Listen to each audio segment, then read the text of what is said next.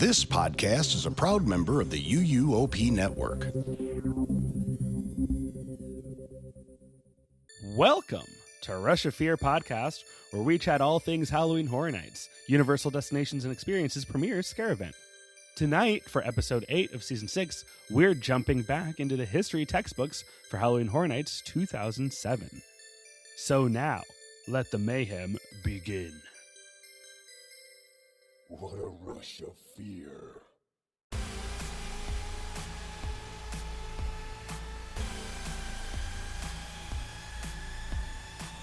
Oh boy, we're here.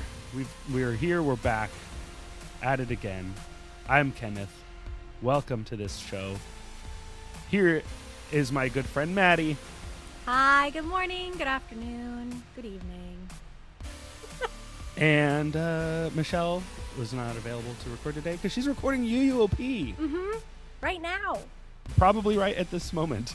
But this was the only opening on our schedule to get an episode out on time. So We're taking it. you know, yeah, we got to do what we got to do. We're running with it. Yeah. There's no news in the world of HHN. And So I want to be sad about that, but I know that we say this every year, that things aren't coming and that we're so excited and it feels so late in the game. And then every year we look back at the tracker and we're like, actually, this is very much on time. It just feels like we haven't gotten anything in a while, but we're on track. Things are happening the way they normally happen. There's also updates to the HHN tracker. Yes. Wait, that's our news. That's the news, is that the HHN tracker that can be found at hhntracker.pangolinfl.com, I believe is how you get there. That sounds right. Yes. It is very interactive and searchable now. Sophisticated. Yeah, it has a lot of information on it. But looking at I'm looking at the dates real quick, and at this time last year, we had 2 houses announced, and right now, we have 2 houses announced.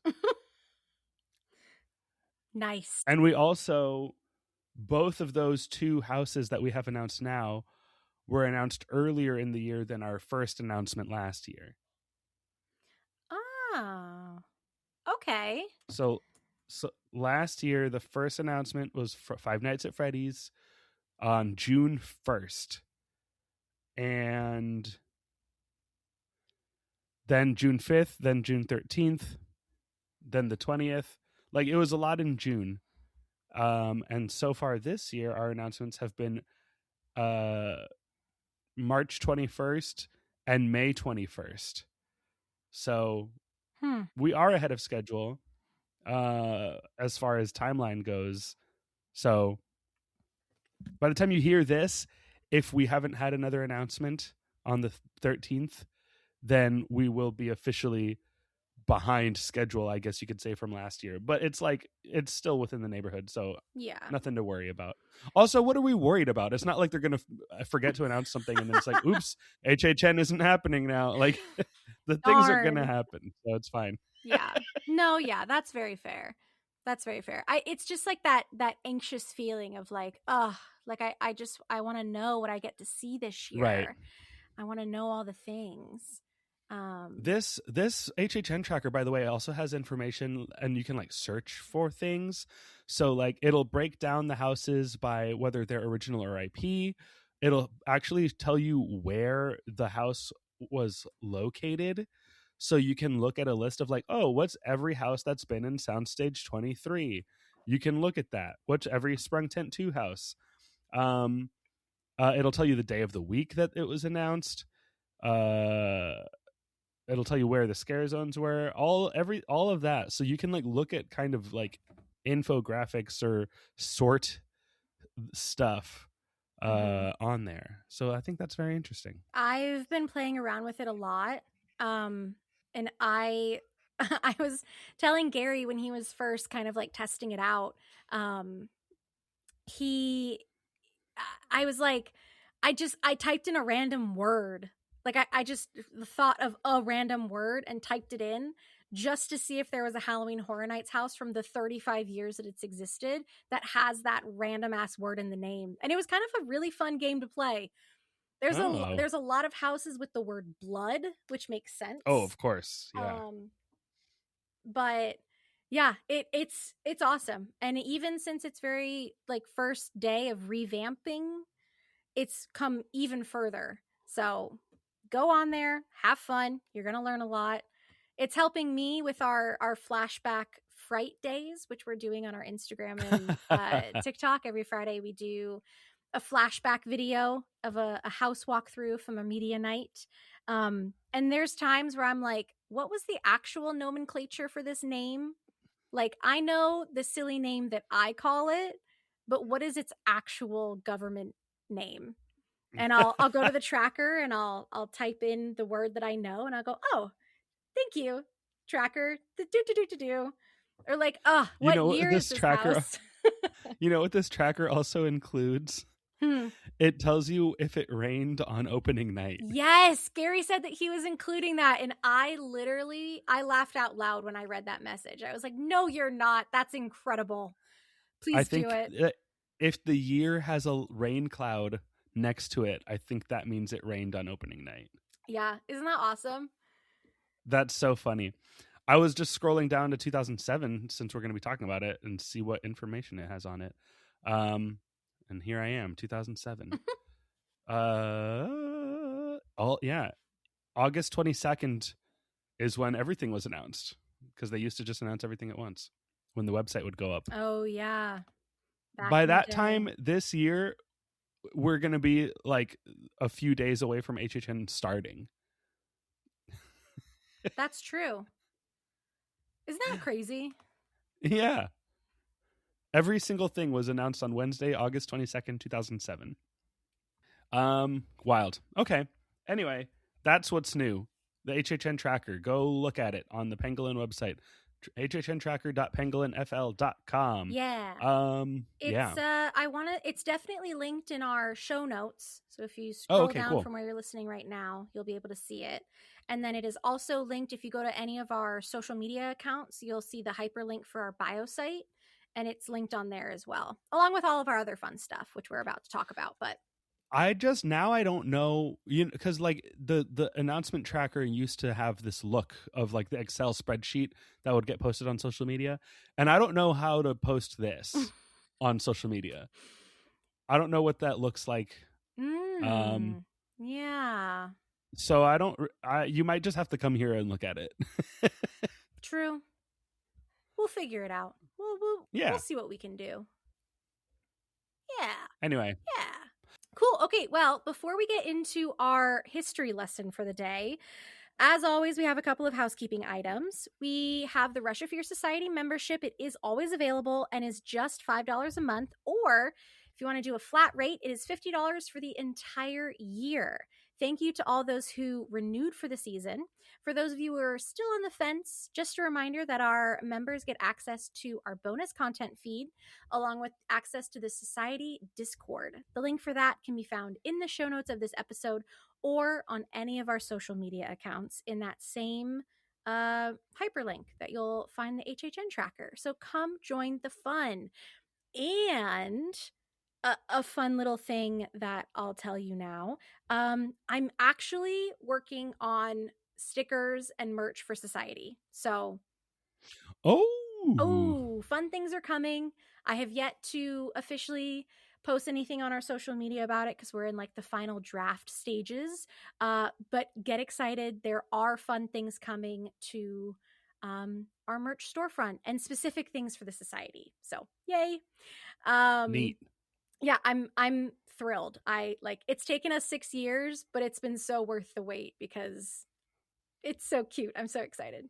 Okay, if you could please follow/subscribe to our podcast on whatever platform you prefer, so you don't miss out on any of the episodes. And while you're at it, please leave us a rating and review. It would really help us out, and we always love to hear from y'all, the listeners.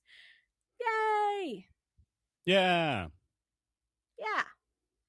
Yeah. Hey, guess what? We made a change to our merch storefront. We are no longer using TeePublic, and we have since migrated over to Fourth Wall. So you can find that link in the bio of this episode or on any of our social media accounts. And for more general Universal Orlando Resort news, check out all of our friends in the UUOP network wherever podcasts can be found. And please be sure to check out my band Pangolin everywhere you listen to music online and follow us on social media at PangolinFL. Hey, guess what? Today, this episode drops on June 13th. Mhm. And if you are in Orlando today, this is actually a very sad thing. There is a place in Orlando, a music room, I would say, called Uncle Lou's Entertainment Hall, or Lou's LMGA. And Lou, unfortunately, was detained by ICE and is being deported. And he has said he is not fighting the deportation charges. So Lou's is closing. And this is a really No. important place in the Orlando local music community because this is a place that any band can play. And that means that bands that are up and coming and starting, if they need a place to go and play a show where, you know, the public can see them, Lou's is kind of one of those rite of passage, you know, pay your dues kinds of places. There's no stage. There, you know, there's just a PA in one corner, a little bar in the other corner, a jukebox in the other corner, and a pool table pushed into the other corner. And that's like the whole thing. And bands play in there, and you can go see just any kind of band. And the shows are always fun because it's super small and the energy is always just crazy in there. And this place is closing forever. And the last show ever is right now, today, June 13th. And we are one of maybe like 10 or 15 bands that are playing. A bunch of bands playing 15-minute sets just so that everybody can, you know, we can get as many bands in on that day as possible. So if you're listening to this bright and early and you live in Orlando, come over to Lou's on North Mills Avenue on the Mills 50 district. It's just down the street from Will's Pub. And come say goodbye to a staple, a you know, an iconic place in the Orlando local music scene. Also, on the next weekend, the 20th, we're playing in Cocoa at the Havoc. So come out there if you're in that area. Nice. Yeah, That is so sad to hear. it is. It's a bummer on multiple counts. Yeah. Yeah. It's Mm. funny. Well, it's not funny. The day that that it was kind of, the word was spreading that Lou was arrested, a friend of mine at work was just kind of randomly brought it up. He's like, "Hey, you ever play at Lou's?" And I was like, "Yeah." "Oh my god, it's insane." He's like, "What is?" And I was like, "Oh, you didn't hear? He was arrested last night." And he was like, "What?" I was like, "I thought that's why you were bringing it up." He's like, "No, I was just like excited to talk about it because I know that we both play shows." And I was like, "Oh yeah, he was detained yesterday." Ugh. Yeah, it sucks. Awful. Yeah. That is Um terrible. he didn't do anything. They just came and got him. Yeah. So anyway, Support your local you know, businesses. local businesses, local music scenes. And it's the other thing is, like, there's not really that many small venues now that, like, up and coming bands that don't already have a following, bands that, you know, have never played a show before. It's hard to find a place to play that people are actually going to show up. And Lou's was just like, you know, that you can play there. Anyone can book a show there. There's no barrier for entry.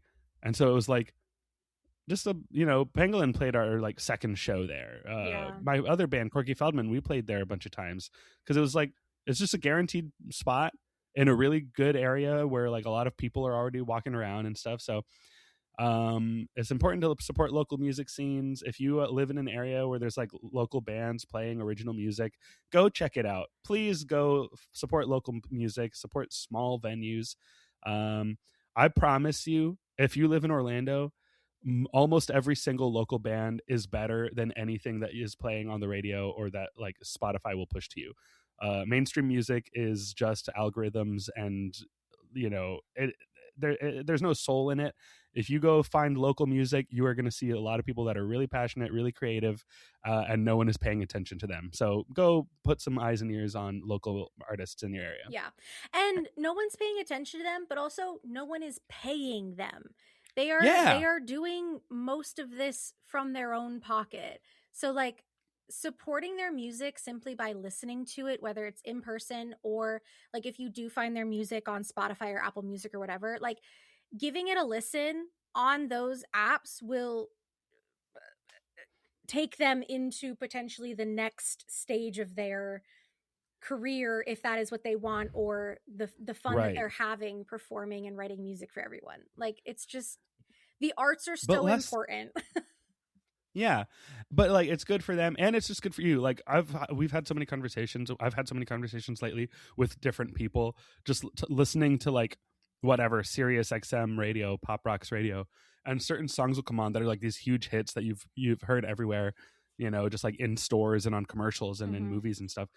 And we're just listening to it, and I'm just like, I cannot imagine that when they were writing and making this song, that anyone in the room was like, oh, hell yeah, this is awesome. Like, I was like, this just sounds like it was made by computers, like it doesn't sound like there's any soul, any creativity in it. It's just like, oh yeah, this will be a hit. People will hear this and they'll keep listening to it because it's just like inoffensive and like easy, like some Maroon 5 stuff, some like, I'm not afraid to to call out some big bands that I think have no soul anymore, like in their music. Obviously the people do, but like you listen to it and you're just like, I don't think you're really being creative anymore. I think you're just plugging numbers into a computer, and it's telling you what would do well on radio. So I think if you go find bands that are playing in your area, you're going to find people who are playing what moves them and not what they think is going to be a hit. And in most cases, I actually do see some local bands where I'm like, this feels like they're just doing what they think is going to be popular. But and more often than not, you find people and you're like, whoa, this is people just like bearing their, creativity on the stage. And doing stuff like you've never heard, and it's awesome. And who knows, you might come out of it with a community that you never thought you would be invited into, because I feel like small music is so inclusive, and community right now is so important. Like just go out there, go out, do your thing, find small bands, support local music, support local everything. Arts are important. Anyway, let's get into the episode. Hey, first tangent. Love it. Yeah. Oh my goodness gracious. All right. Well, Halloween Horror Nights 17, HHN 2007. This is Carnival of Carnage. Choose thy fear. After really focusing on creating their own horror icons, Halloween Horror Nights decided to bring some well-known characters that have been terrifying people for years to the event. Universal struck a deal to license the characters of Jason Voorhees, Freddy Krueger, and Leatherface to be the faces of 2007's Carnival of Carnage, once again being held inside Universal Studios, Florida. While the characters of Jason and Freddy have appeared in Halloween Horror Nights past, this time, their images were used to headline the event. It was a 3-ring circus of blood. Halloween Horror Nights veteran Jack the Clown would also be joining this macabre circus. He was given a makeover, now wearing a ringleader outfit. Jack would be the one inviting guests to take part as Jason, Freddy, and Leatherface did what they do best, make you scream.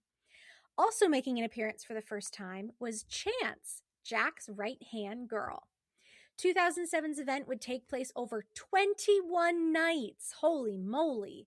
From September 28th through November 1st, beginning at 6:30 every night and ending at, once again, either 12 a.m. or 2 a.m. Single night admission rose to $64.95 plus tax, and we once again had a return of the frequent fear pass. Yeah. This started on my 17th birthday. Dang. September 28th, 2007. Nice. Yeah. This is one of the best years. This was the year that made me fall in love with HHN. This is the first year that I did and saw everything that HHN had to offer in one year. And this is also not quite the beginning of the IP era, but it is kind of the first sign of it. Yeah. You know what I mean? Yeah. We're seeing hints of the IP era. They're using the IPs, but the focus is still on Jack.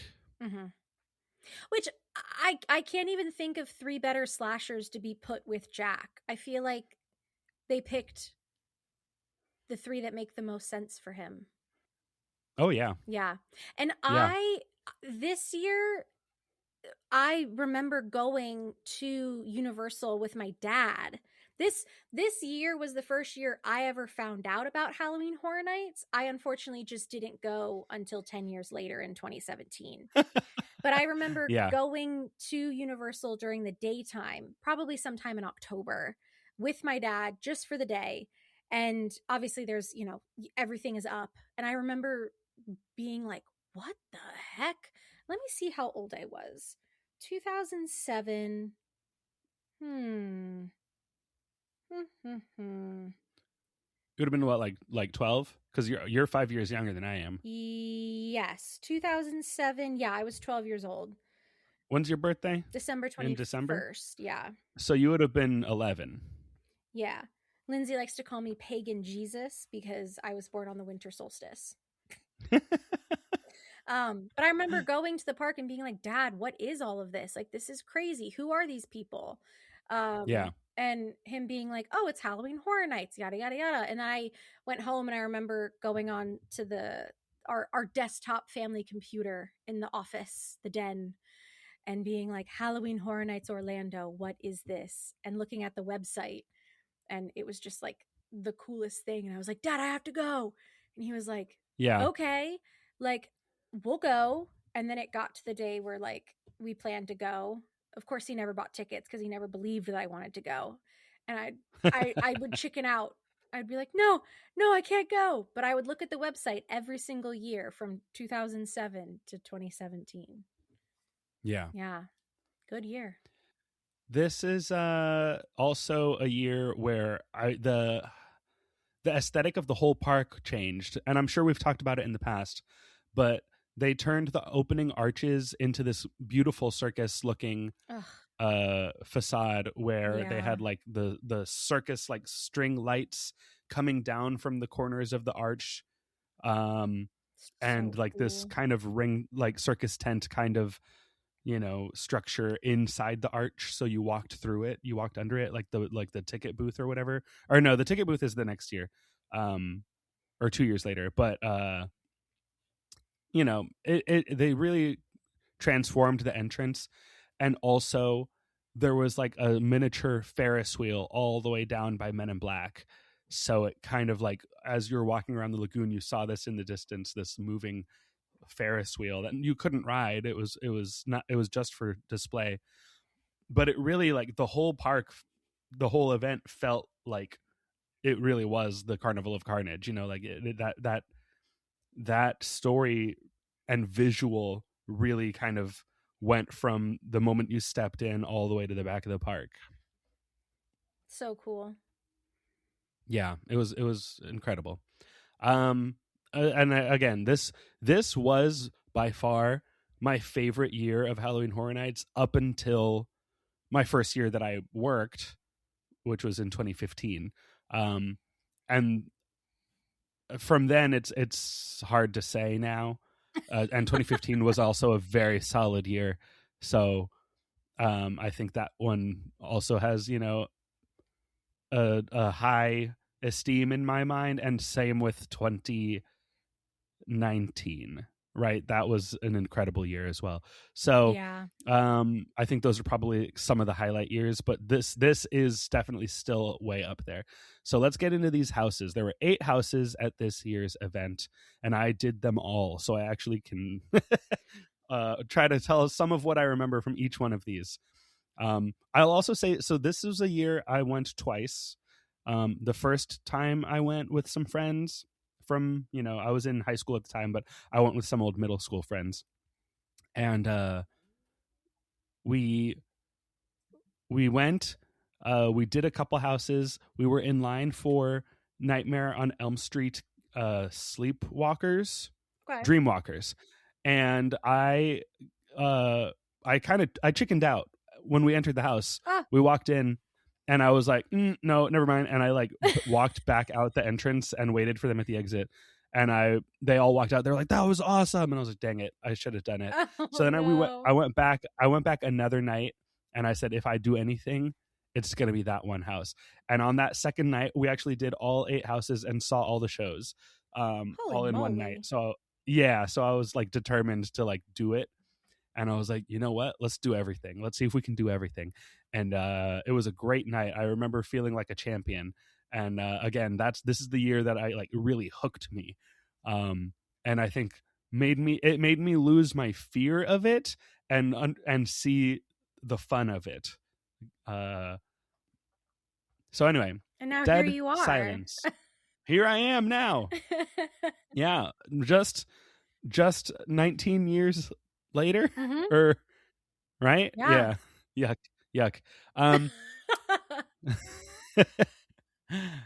So first up, Dead Silence, The Curse of Mary Shaw. Step inside Soundstage 22 and witness this house based on the hit film. The vengeful ventriloquist searches the theater for fresh tongues to be cut out. Something's wrong there. What? Why? That sent some based on the hit film, The Venge. Oh. Yeah. I was waiting for it to say what the hit film's name was, but I'm assuming the hit film's name it's Dead Silence. Is Dead Silence. Yeah. Huh. Dead Silence. I don't know how much of a hit this film actually was. I remember thinking it was interesting that this was a choice for this. Dead Silence is a movie from the writer and director, respectively, 2 different people, from Saw. So they did Saw and then they did Dead Silence. So that's what Lee Whannell wrote it and James Wan directed. And I saw this movie for the first time in the last couple of years. It's whatever. It's fine. It didn't really hold my attention that much. But this house was really cool. Again, yeah, you're going through a theater. There's this evil ventriloquist dummy named Billy. I don't remember what the whole deal with that is in the movie. But in the house, Mary Shaw is this really scary figure, kind of reminiscent, honestly, of the Bride in Black from Insidious, which this filmmaking partnership would then later create Insidious. But it was this creepy lady with glowing eyes, and her eyes would actually light up in the house. That's so cool. It was really cool. I remember seeing that and just being like, whoa, blown away by it. And I was nervous about this house because, ventriloquist dummies are creepy, True. And it is kind of a focus of this. There's a lot of rooms with just a bunch of them. I don't have a ton of very strong memories of this house, but I remember, I remember Mary Shaw's lit up eyes, and it was cool. Ooh, that ventriloquist dummy is very spooky. Yeah, his name is Billy. Like the one that sits in the unload area for Tower of Terror. Yeah, it looks just like that. All right, so Soundstage 22, very nice. It says you would enter through the Walker Funeral Home, where you would see Mary Shaw's coffin on the ground, and her corpse was spilled out. Ew. And you would smell formaldehyde. Ew. Yuck. That's so icky. They used soundtrack pulled directly from the movie, so that's pretty cool. And there is not a single photo of this house. Oh, I lied. Yes, there is. It's in a different. Hold, please. I have to open up another website page. Oh, yeah. No, she's terrifying. And just like the lady in black. Oh my God. There's a room that's just full of boxes that have ventriloquist dolls in them. Yeah. I don't think I could have done this house. I hate dolls. Except for dolls. Oh no, you like Dolls Let's Play Dead though, right? I did. Didn't you? That one was really cool. I'm talking like in real life, porcelain dolls give me the heebie-jeebies. Yeah. They're so spooky. But yeah, Dolls Let's Play Dead was a great house. Oh, there was a picture of the storyteller on the wall in a corridor in this house. Okay, Easter eggs. That's cool. Yeah, I like that. Man. I'm going down to find the pictures. So the Bride in Black, but before the Bride in Black was a real thing. Yes, this is the prototype. Draft 1. Also, let me shout out, because this was a trivia question at the HHN trivia that happened a few weeks ago that we were invited to be a part of hosting. But this was one of the trivia questions. What is the name of the puppet from Dead Silence? Dang. But big shout out to Fear and Beer for putting that together and inviting us to be a part of it. Yeah. And all the other shows that were participating, HHN 365, the Stay and Scream podcast, Haunt Girls, all the others, Catacombs, or not Catacombs, GGH, Grim Grinning Host was there, Hunter. So yeah, big fun, big shout out. Thanks to anybody who came out, checked it out. I don't remember if we talked about it on here, but it was very good and very fun and, as good as it always is. So anyway, back to this. That's a good trivia question, though. I want to know how many people got that right. I feel like a lot of people did. Oh, and nice. It's one of those that's tricky because you're like, oh, I feel like it's Billy, but it couldn't be Billy because that's the puppet from Saw. And these guys made Saw too, so they wouldn't name the puppet the same thing. That's a trick. They did name it the same thing. They're both called Billy. Yeah. Right. So that makes it a good trivia question, I think, because you're like, oh, I feel like I know it, but that can't be right. You like doubt yourself. Yeah. All right. Anyway, Friday the 13th, Camp Blood. I had a lot of fun in this house. The new Camp Packanack has been built over the former Camp Crystal Lake site, now located in the Jaws queue. And Jason Voorhees still lurks on these grounds. New or old, it's still his home, and you're trespassing. I'll always remember standing in line for this house. There was an actor standing outside on a megaphone, kind of just like spieling to everyone about like the camp rules and be careful and make stick together, all this stuff. And I was like, stupid 17-year-old. I will say I was a bad HHN guest. I was the kind of guest that me now would look at and be like, you stupid idiot, will you please just leave everyone alone? So it's people can change. Yeah. And it's important to remember that. But yes, the guy was on the mic talking to everybody, and he was like, all right, so anyway, please do make sure you listen, do what we say. And I was like, well, the problem is I don't respect you, so I'm not going to listen to what you say. And he's like, well, then you'll be the first one to die. And I was like, you know that people are being killed and you're letting us go in here? And he was like, I don't know what you're talking about. And then like kind of just ignored me and kept going. And I was like, how dare you? This is an outrage.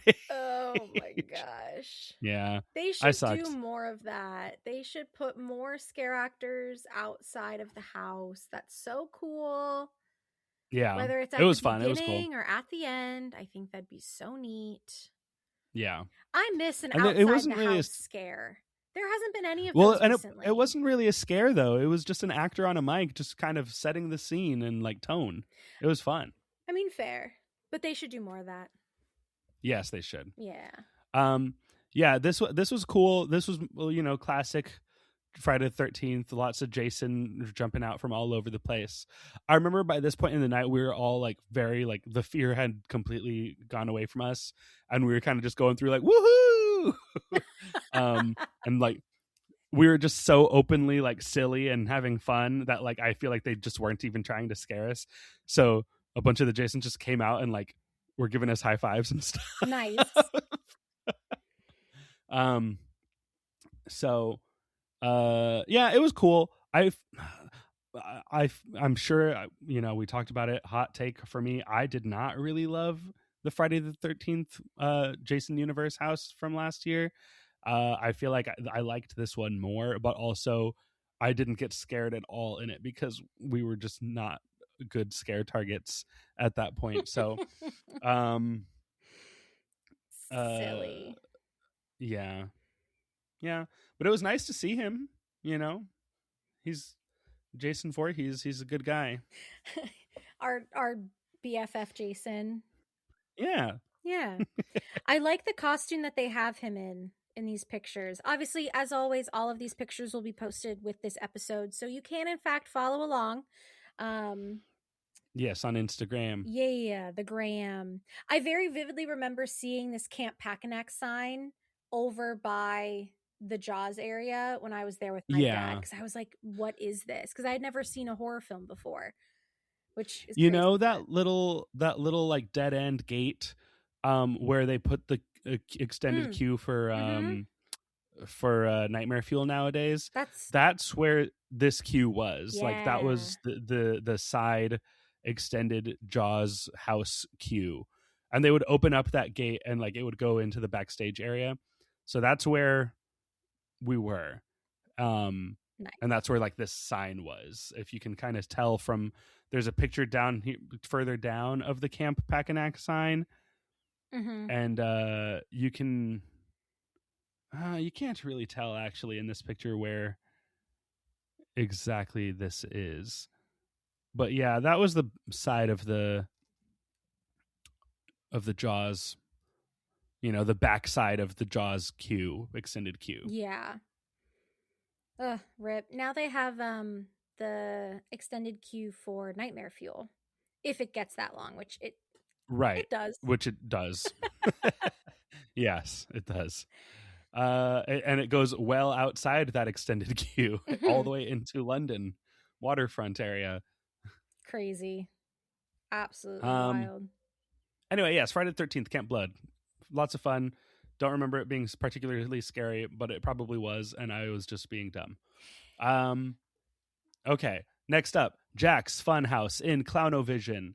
In Sprung Tent 2, you will find this jacked up funhouse comes at you with more crazed, colorful clowns than you can shake a kid at.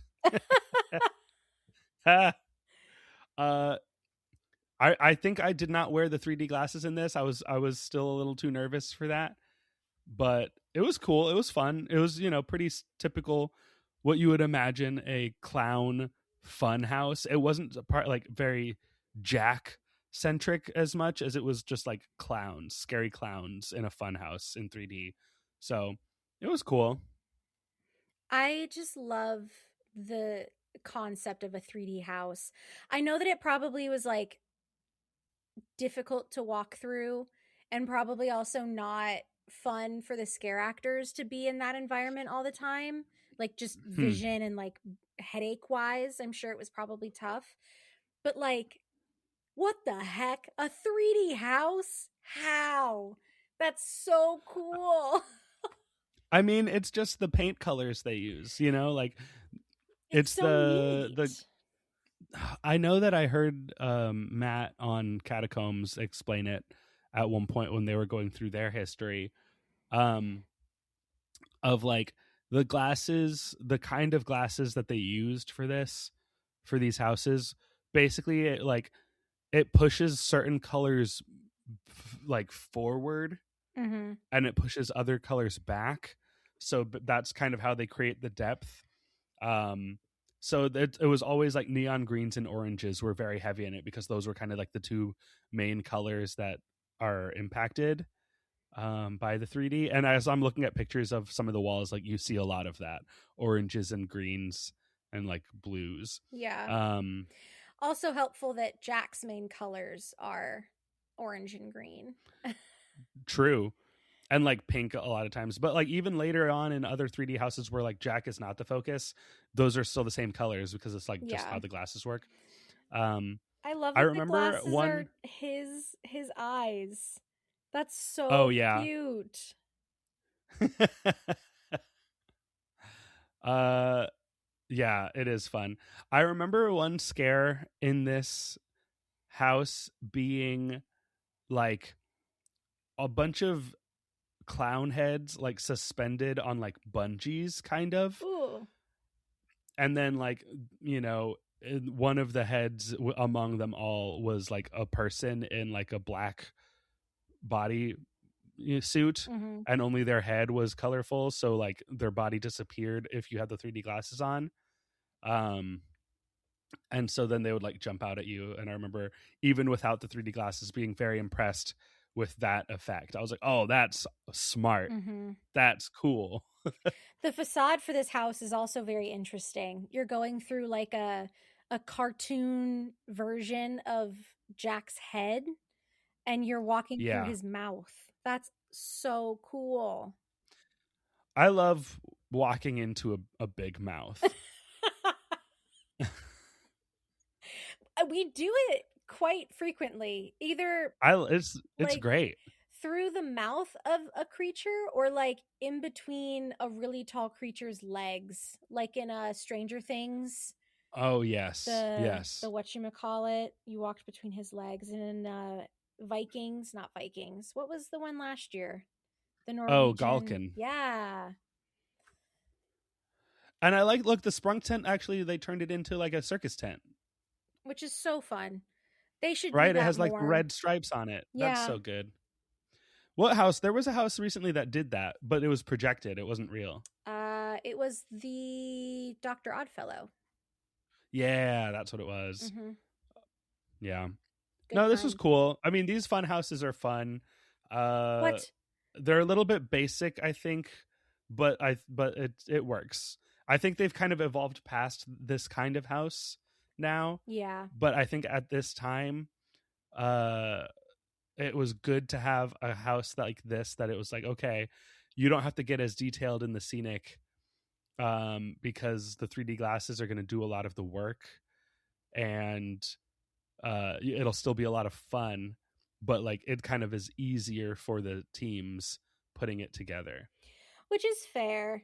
I don't think it's easier in the design element, because like you have to plan the colors and like the color mapping and the 3D of everything, but like once you're building it, it's like, okay, well, we don't have to fill this space and make it feel like a real place, you know, with all these like props and details and stuff.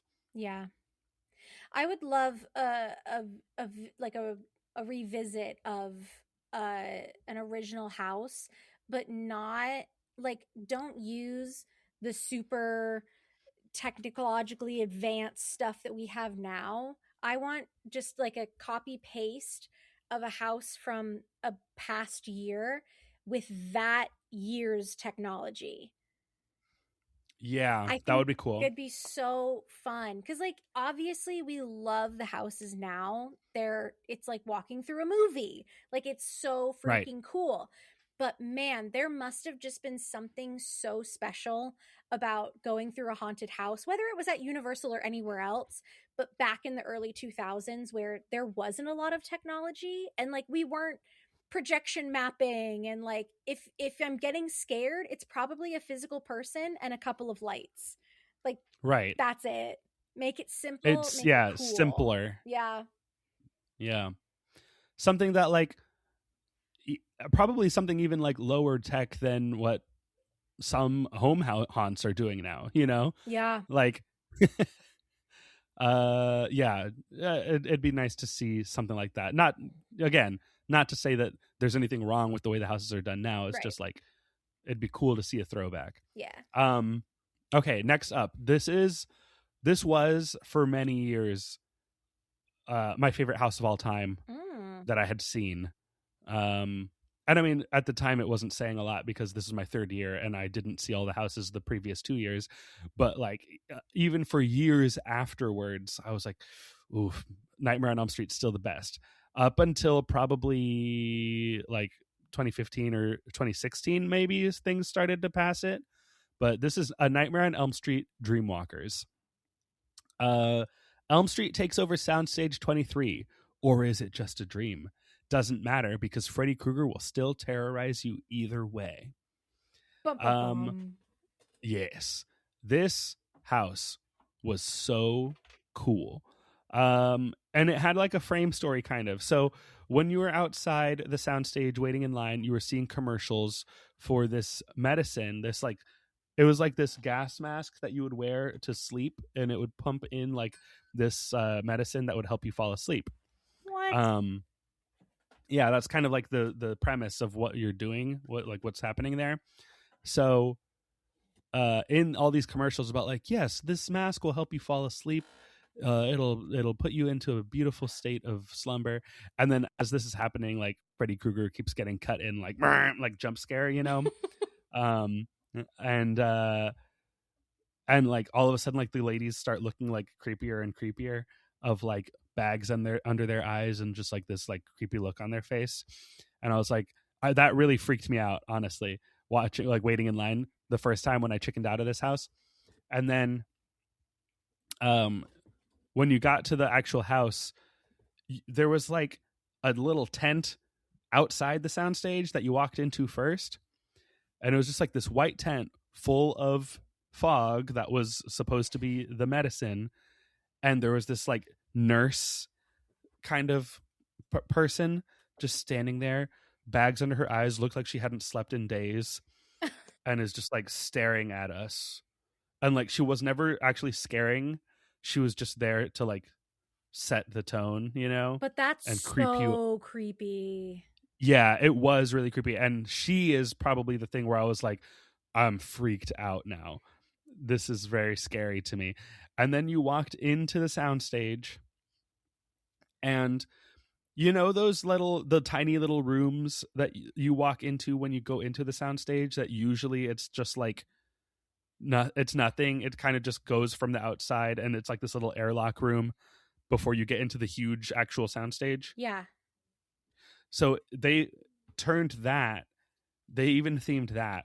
So what? They lined it with these walls that were probably just like plywood walls that had those like LED string lights going down them at like eye level, and the light would just shoot down from one side to the other.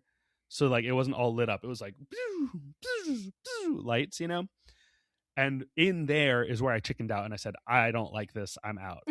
And then, but then once you did get out of that, my second time I went and I did the house for real, you come out of that. And I think, and that's symbolizing like, okay, you're falling asleep.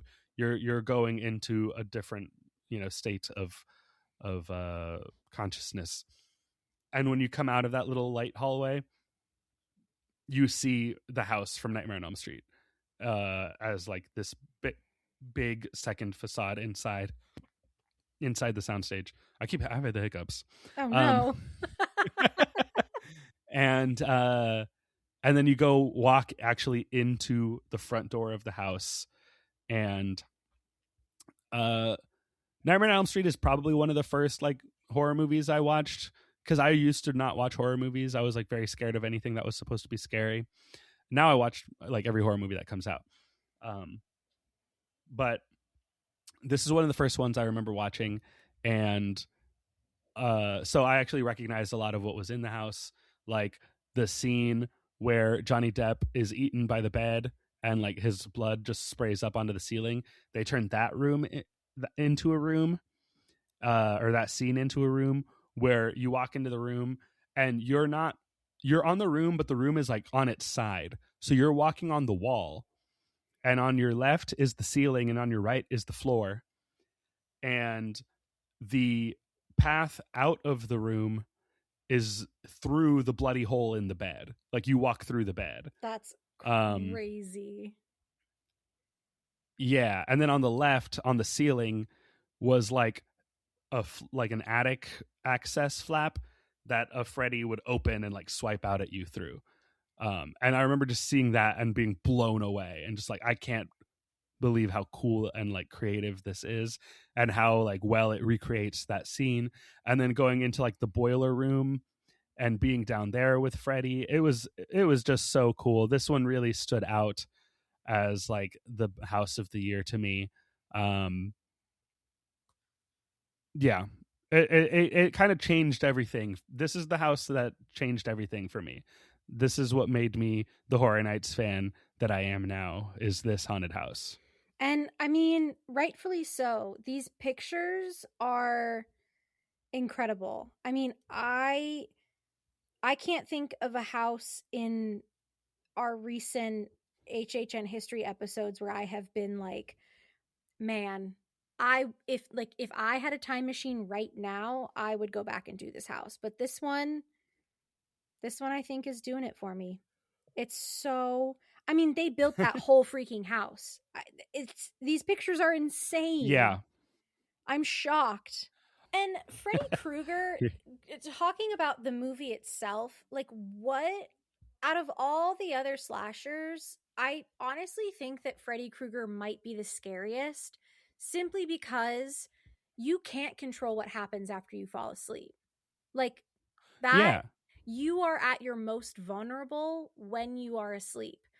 So to have a slasher exist in that space and also look the way he does with that hand, like they struck gold with him.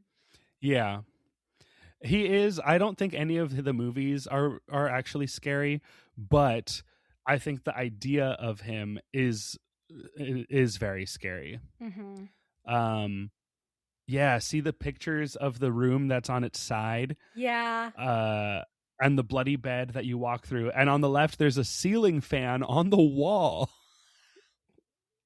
It's so good. This room really is what changed my whole worldview.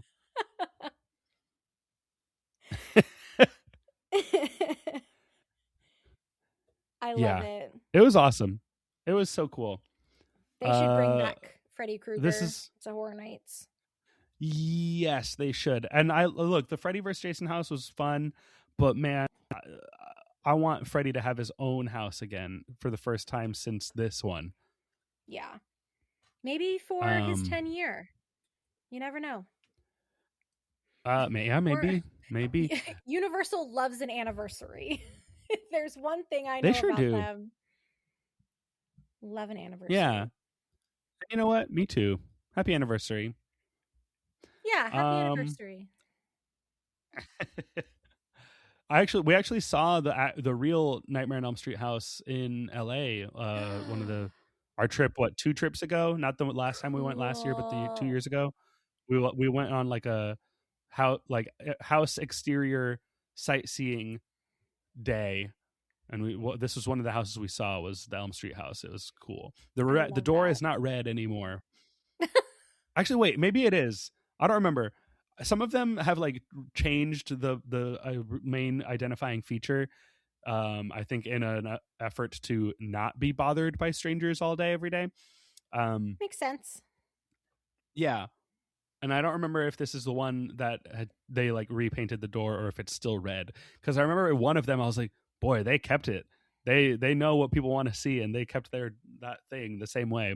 Maybe this is the one. I don't know. Anyway, okay, moving on to another one that really stood out to me as one of the favorites. This is Psycho Scarapy, Home for the Holidays. Man, this was silly fun. This is in Soundstage 23. Something about saying in Soundstage destroys my ability to speak. Um, yes. The residents of Shady Brook Estates were having the most wonderful holiday season. That is, until a bus carrying crazed patients from the nearby asylum crashed in their neighborhood, allowing them to run amok and celebrate the holidays in their own way. This house was so much fun. Psychoscarapy, I think for a long time was like the comedy house. The queue for this one was fun because they were just projecting like snowflakes. You know that spot in between the two sound stages where we line up a lot of times. Yes. It was in there, but it was all dark, and they were just projecting like snowflakes onto the walls of the soundstage and playing Christmas songs. Oh my gosh. And it was creepy. They were not even playing like warped versions of the Christmas songs. They were just the normal ones, but the context was very creepy, and it was awesome. And yeah, so you walked in and you saw the crashed bus crashed into the Shady Brook Estates sign at the entrance of the neighborhood. And then you're just walking through the neighborhood, through backyards and houses. And these patients from the asylum are out and they're killing people and they are celebrating the holidays and saying whatever funny stuff they want to say. And I just remember one particular scare where there was a bearskin rug on the wall that had a hidden like slit cut in it, so a character could come out from the bearskin rug. And the character that came out of that rug was a little person who came out from the wall and put his hand near my friend's butt and just said, "Pinch your booty," and then went back into the wall. And we were delighted, just thrilled at how funny this is. I have always been sad that I missed every single Psychoscarapy house and Scare Zone for that matter, because I feel like I always like hear about them just being so much fun, and both the guest and the scare actors have like the best time playing these characters. Yeah. And to have one that's also holiday themed, I mean, come on. Again, you've struck It was very gold. fun. And it's just another great the scare. Holidays are such a great time. Like, you can't go wrong with holiday decorations, and then putting something scary on top of holiday decorations is genius because it's inherently not scary. I also remember a scare of a guy jumping out from his boo hole and just going, "It's my dick in a box." And we just laughed. Like every single character just came out and said something funny. And it was just awesome. It was so funny. It was so fun. This is the kind of thing that I know, mental health advocates would be horrified at the depiction of asylum patients in these houses. But man, it was fun. It was just fun. Yeah. It looks fun. These pictures are great.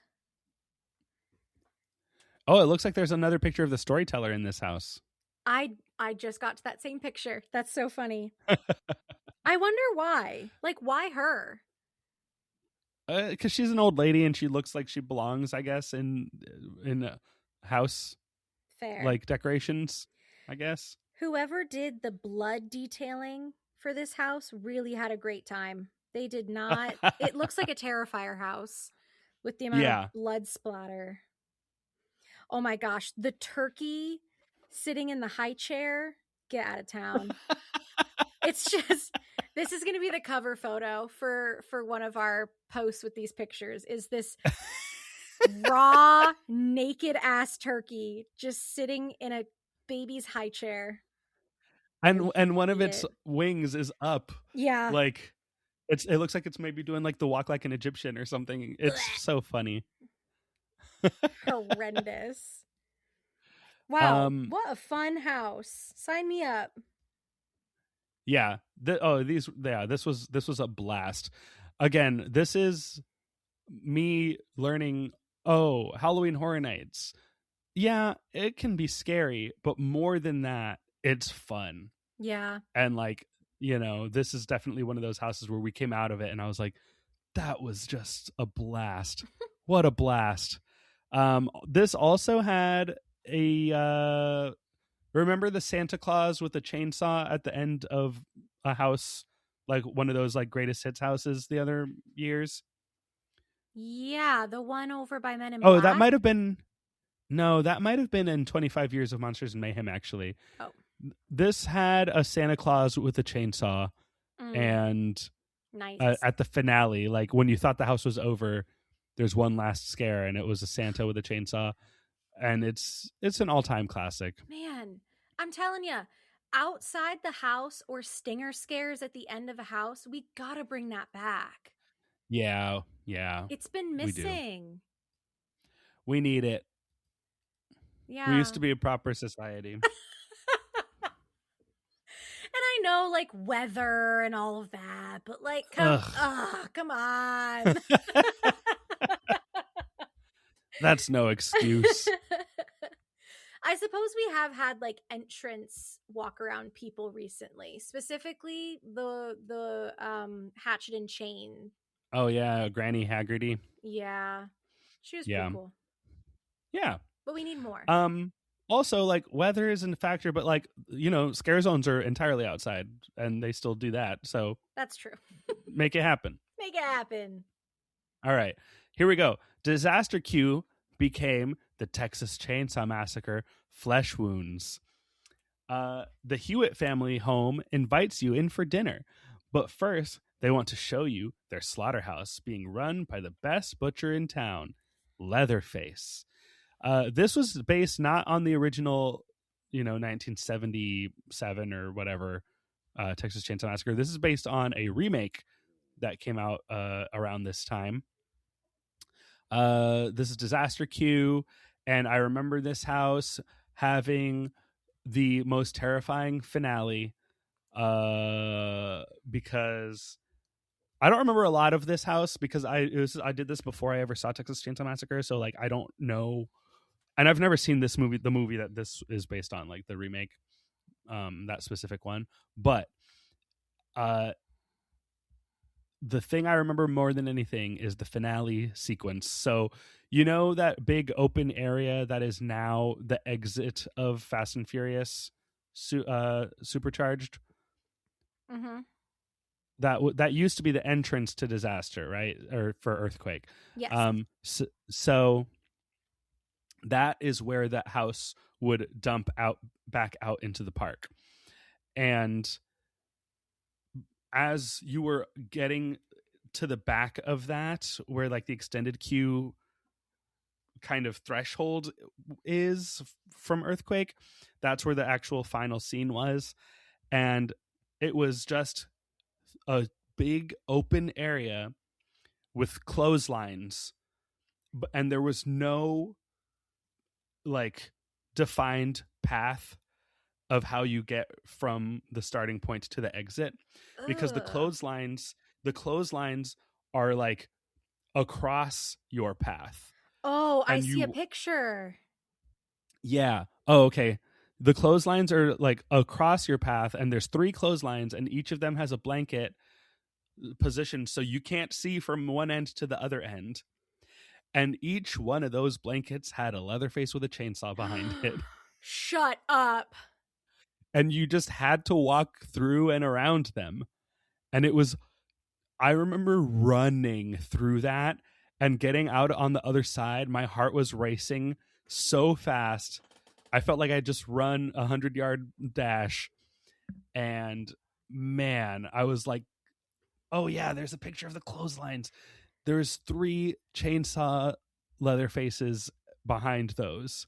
That's crazy. And boy, what, like, this is another thing that you just would not be able to do with the volume of people going through these houses now, is to No. have an exit scene that has no one path.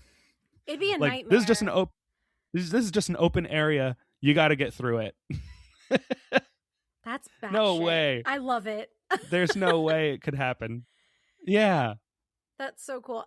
That's kind Terrifying. of how the middle section of the Terror Tram is over in Universal Studios Hollywood, where there's yeah. kind of a defined path, but not really. Like there's no barricades in the way. It's just kind of an open space as you're walking through the disaster War of the Worlds like set. Oh, yeah. And there's just people coming at you from every angle. It's so cool. But Yeah. Leatherface with a chainsaw, that is even cooler. Is this the Leatherface house that had the door scare, or is that the one that came later on? That was in, it might have, but I don't remember. For Mm. sure the one in 2016 had it. I've seen many a video of that door scare. Yeah, and that door scare is now permanently at Horror Unleashed in Las Vegas. Oh, that's exciting. Yeah, go see it. I want to so bad. Although we did not see it the day we were there, because I think Leatherface, that particular Leatherface was not there. And in my head of having worked at Halloween Horror Nights and knowing that there are certain roles that are kind of like star roles within the house, where it's like, hey, these are more important spots that should have a person in them. Mm-hmm. I was like, if there were other Leatherfaces around, I feel like they should have moved one of them from their spot to this one, because this is like the thing. Yeah. And no one was there. And like probably there's another Leatherface that it would have been okay for him to be missing. Whereas this one, it's like you just walk by and you're looking at that metal door and just waiting for something to happen, and then it doesn't, and you're like, oh, well, okay. Aw. I guess he's not home. Ooh. That's Yeah. so sad. And we did that house 3 times. Oh my gosh. We'll have to do either half of an episode or a full episode on it. But did you see that they're announcing new things for Horrors Unleashed? Yeah, I did see that. I'm very curious about that. Me too. And I haven't been able to find any like concrete information other than a picture of the slide that they showed at whatever that thing of like a was. timeline. Yeah. I think it was at Midsummer Scream or some convention over on the West Coast, where they did a panel, and they showed a timeline like it was the MCU. Like yes. Yes. That's exactly what it looked like. And I was like, where are the people who are this excited about Horror Unleashed announcements that they have like an MCU timeline of things happening? So funny. But like once we get more information, we'll let you all know what we know about Horrors Unleashed and the new things coming. But it is exciting that they are bringing new things to Vegas. Like that was our hope all along, and it's actually potentially coming true. So very fun and exciting. Yeah. I mean, one of those things was a new house. Yeah. And I don't know what that means, if that means they're going to replace one of the 4 that's there already, or if they're going to somehow find room to put in a 5th house. Who knows? I hope they find room, because I want to go Me through too. the 4 that they have now before they leave. Yeah. Yeah. But that's like next year or the year after, I think, right? Like that's like way down the line. Yeah, it seemed like 2027 and in the future was the vibe of the talk. But yeah. Okay. Hey, well, let's go to an ad right now. Okay. I wish to go to South Korea.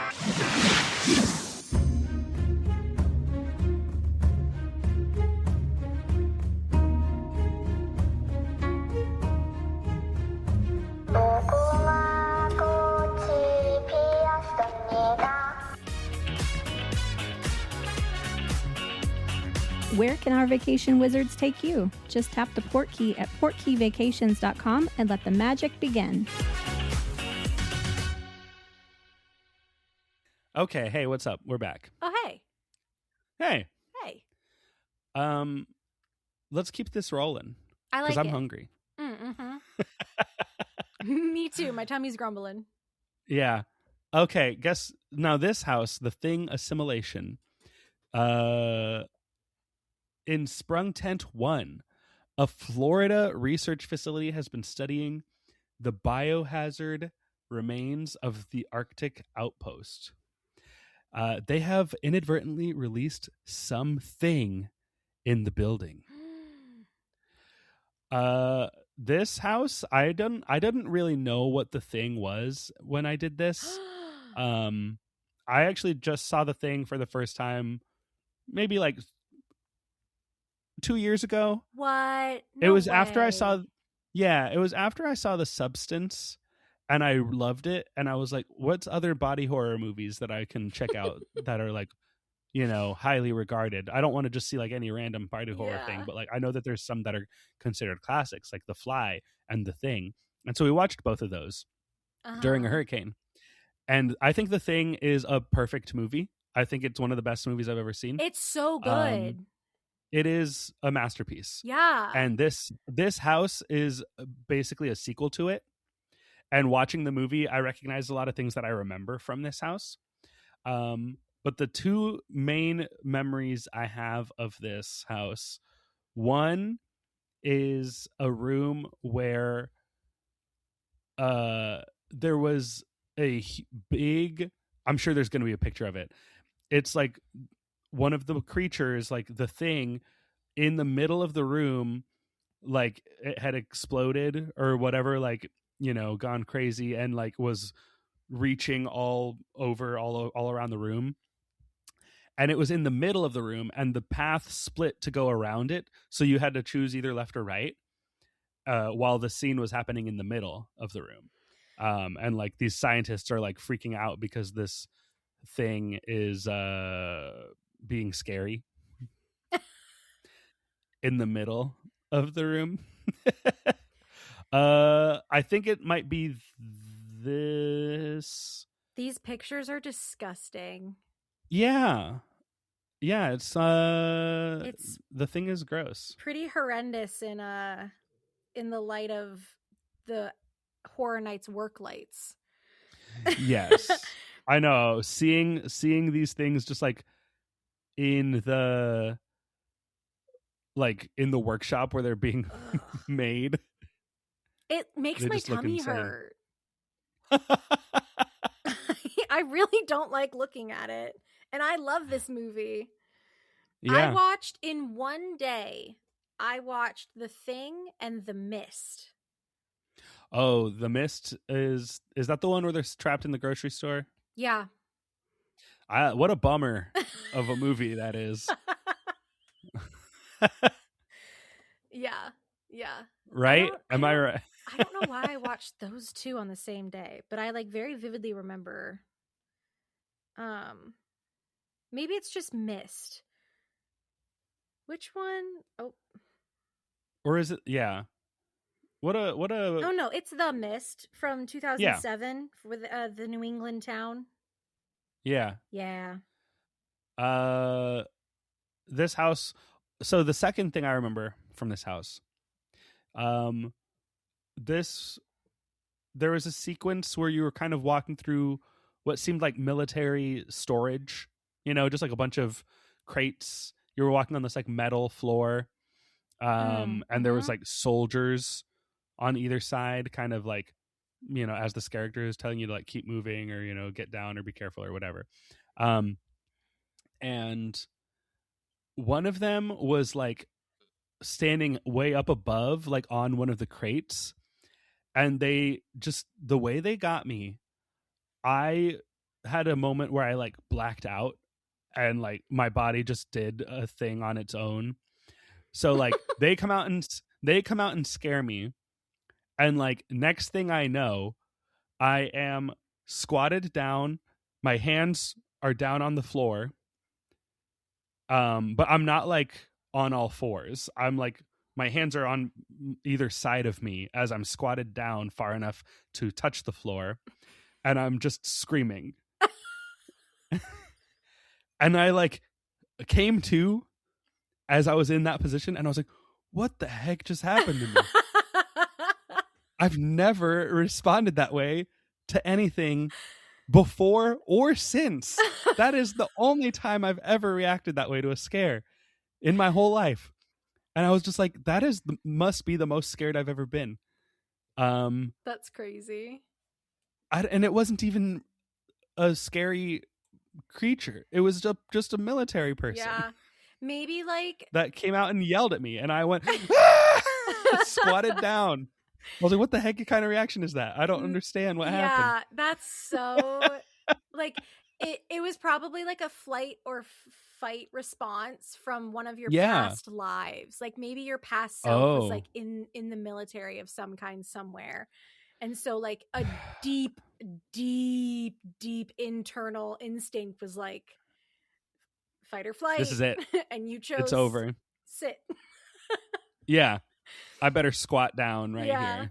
Yeah. I think everyone in our position in the haunted house community has probably had at least one experience like that where something has terrified them so deeply to their core that they had just some strange like out of body reaction.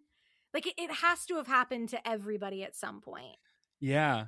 I don't it's and that's yours. It was definitely the biggest scare I've ever maybe gotten from Halloween Horror Nights. Yeah. Yeah, very, very, very strange moment in my life. That's so funny. Thanks, The Thing assimilation. Yeah.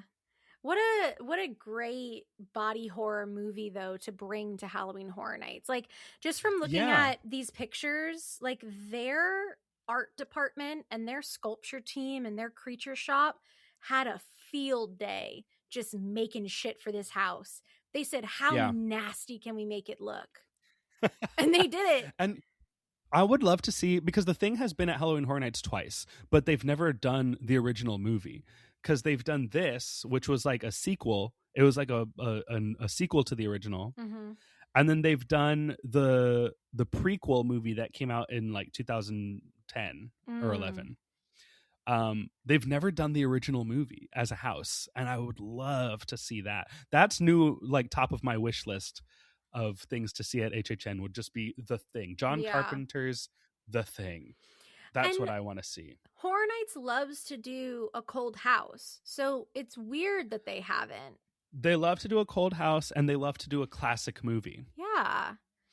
And that's a Universal movie, so it's not even like they would have to reach out to like 20th Century Fox or something to license it. Like that's a Universal film. I wonder if one of the actors is like saying no to having his likeness in a haunted house. You know, like I wonder if it's some weird thing like that holding them back from doing it. Yeah, I don't know. Who knows? But I would love to see it. Yeah, that's my new wish is to see The Thing at HHN. I like it. Okay, the last house of the lineup, Vampire Bloodbath. There's a rage going on in Club Vampire at Nazerman's, and the screams from victims of their victims can't be heard over the rhythmic bass music.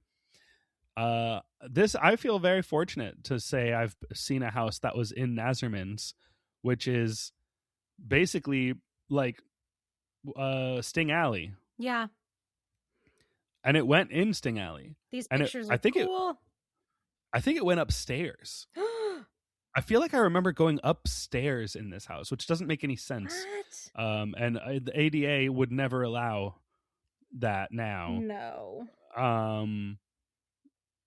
I think we went upstairs in Nightmare on Elm Street too. Like I think we had to walk up the steps of the Elm Street house. Interesting. But this was probably one of the, I mean, no, not probably. This was one of the less memorable ones. I don't remember a lot of specifics about it. This might have been the first house we did, and it was just a rave and vampires, and parts of it were outside because it was in Nazerman's, which I just think is very cool. But I don't remember like where you entered and where you came out. Like the specifics of this are so foggy to me. Yeah.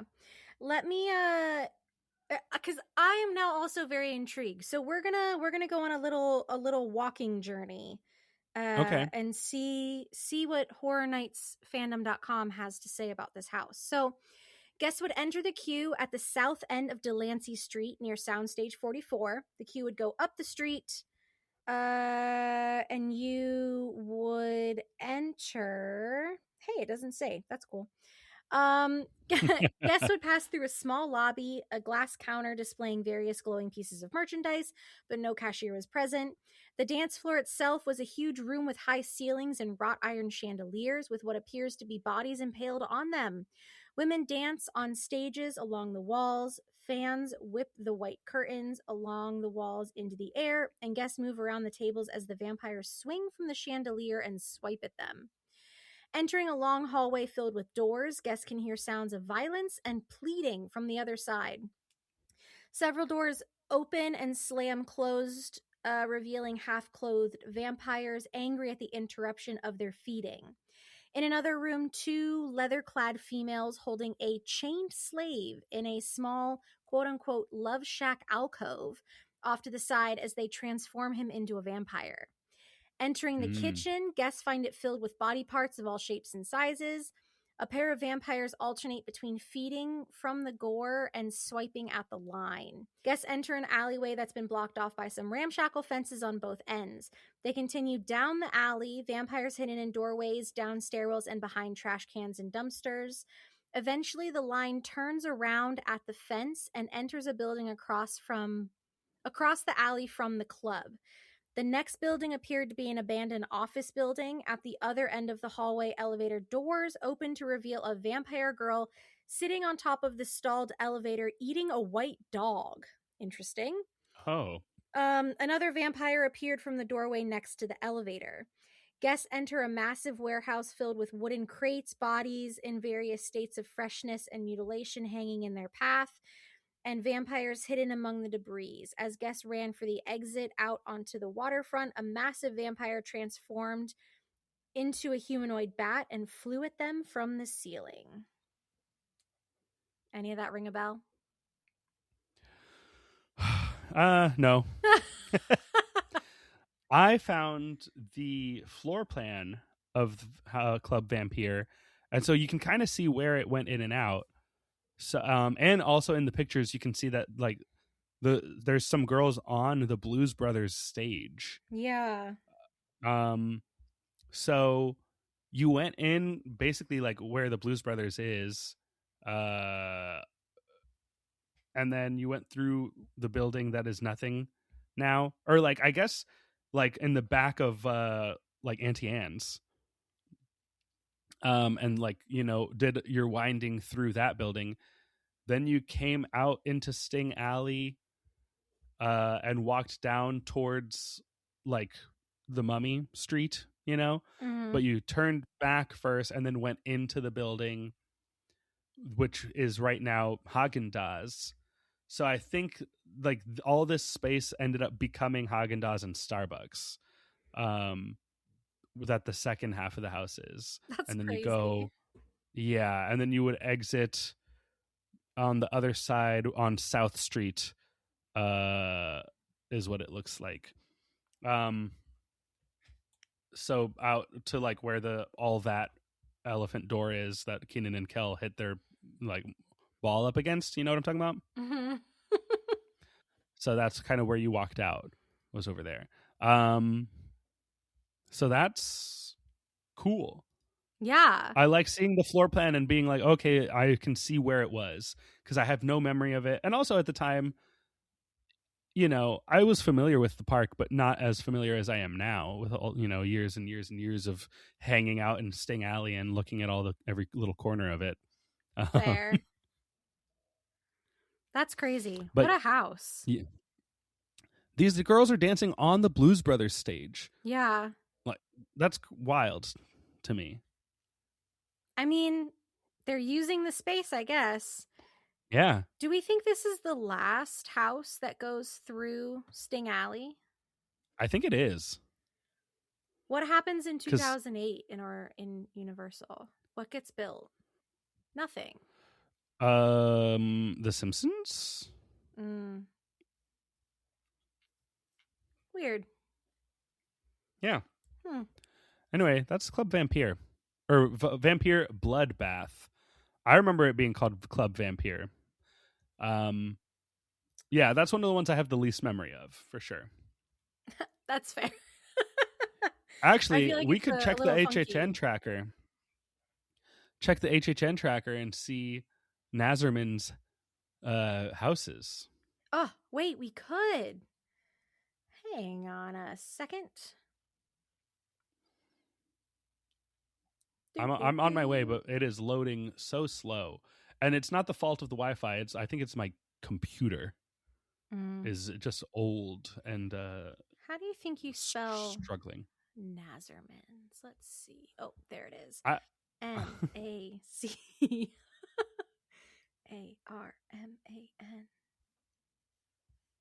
Wow, wait, yeah, I was right. This is the very last one. Nice. Cool. Nazermans. How many were there? 2007, 2001, 2000, 1999, 98, 97, 96, 95, 94, 93. Oh, on the HHN tracker, you can click the houses you've done. And it'll keep a list. Let's just give a round of applause to Gary. Yeah. I don't know how he did this because I don't understand coding or anything like that, but I am so impressed. Wow. Yeah. Did I do Body Collectors? Did I do Blood Ruins? Did I do like the school? He put your encyclopedia HHN brain into a website. Yeah, and made it easy to understand. Yeah. Wow. Incredible, Gary. I'm not going to check off scare zones because it's going to make my number look higher than it is. And I don't want it to do that. Yeah. I only want my HHN number to be houses. That's fair. I feel like it's difficult to count scare zones because, like, what do you count going through it? Just walking one way? I don't count them on log. I guess. No, me either. There's no there's no reason. Thanks for shouting out Log Ride. Sorry. I love Log Ride. No, I do. I love Log Ride. That's fair. We are friends on Log Ride, so I use it. Although I did go on rides yesterday that I didn't log, so I need to go in there, and I didn't check in because it was like very last second. Well, here's your reminder. Like, stopping into IOA to do Dr. Seuss rides. Silly. Yeah. Silly. Well, continuing on with HHN 2007, we talked about all the houses. Now let's talk about all the scare zones. But wait, this year there was only one scare zone and it encompassed the entire park. And this was the return of the Midway of the Bazaar from the early years of Halloween Horror Nights. But for this version of Midway of the Bazaar, Jack the Clown has plumbed the depths of his deprivation to transform all of Halloween Horror Nights into Midway of the Bazaar, a spine-tingling, multi-sensory spectacle. See such sinister sideshows as the Rat Lady, the Chainsaw Drill Team, Motor Maniacs, Killer Carnies, and the Troupe Macabre. Yeah. That was really hard for me to get out. Golly. Ridiculous.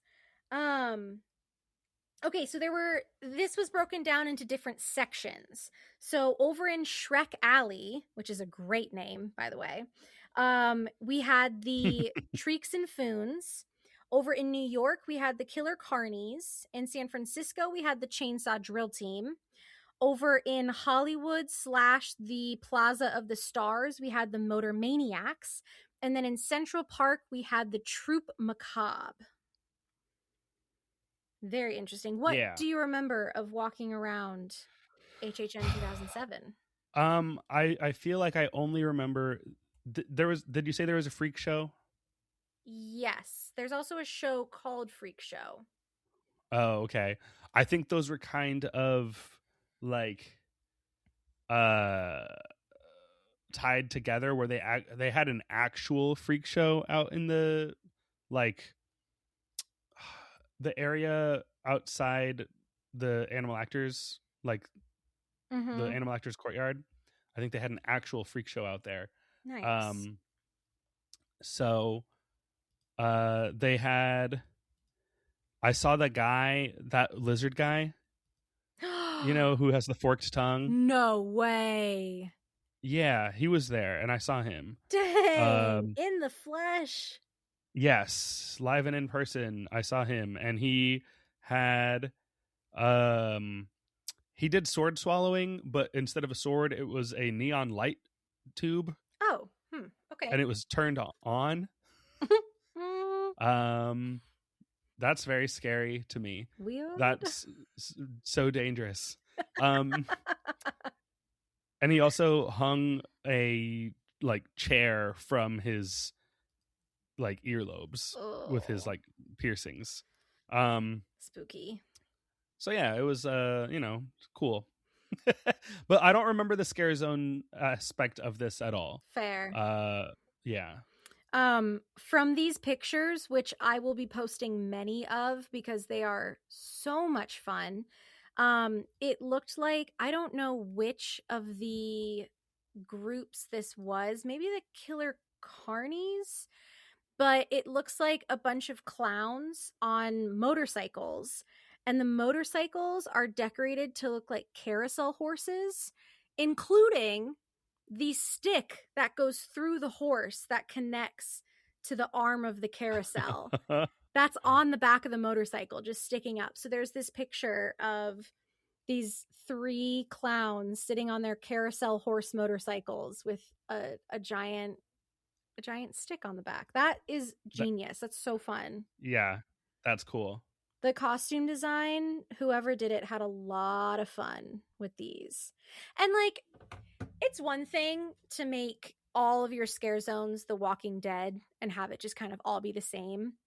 But if you're going to do an HHN where all the scare zones are the same like umbrella theme, this is the right way to do it, with all the different sections still being something bizarre carnival themed, but having them all be so distinct that you can see yourself walking into a new zone based on the change of costume, but it still gives that same carnival vibe. Like, that's so smart. Yeah. And it's not just all The Walking Dead. Sorry, HHN. Yeah. I can't wait to get to those years. Okay, I'm now finished clicking every house I've ever done. Oh no, I still have last year. I have last year. At a certain point, it's easy because I know I just did every house. True. Okay, I can now say, tallied up, that I have done 145 Halloween Horror Nights houses. Oh my god. Yeah. That's pretty cool. Wait. That is cool. You can look ahead though and see when you're going to hit 200. I guess I could. Yeah. And like what year we're going to have to throw you a party. And that's assuming that they stay at 10 and they don't raise or lower the number at any point. But I mean, it would be in what, like 5 years? Yeah, give or take. Right? Because that number is going to go up by 10 every year. Yeah. So 55, 65, 75, 85, 95. In 6 years, I'll hit 200. Hot diggity. Right? Or no, in 5 years, because this year is year 1. Like later this year, it'll be at 155. And then 5 years after that, yes, it will be, I'll be at 205. So I'll have to make sure I remember what is the 5th house I do on that year. And that will be my 200th Horror Nights house. Oh, and that'd be HHN 40. Don't say that. Sorry. Yeah, you're right.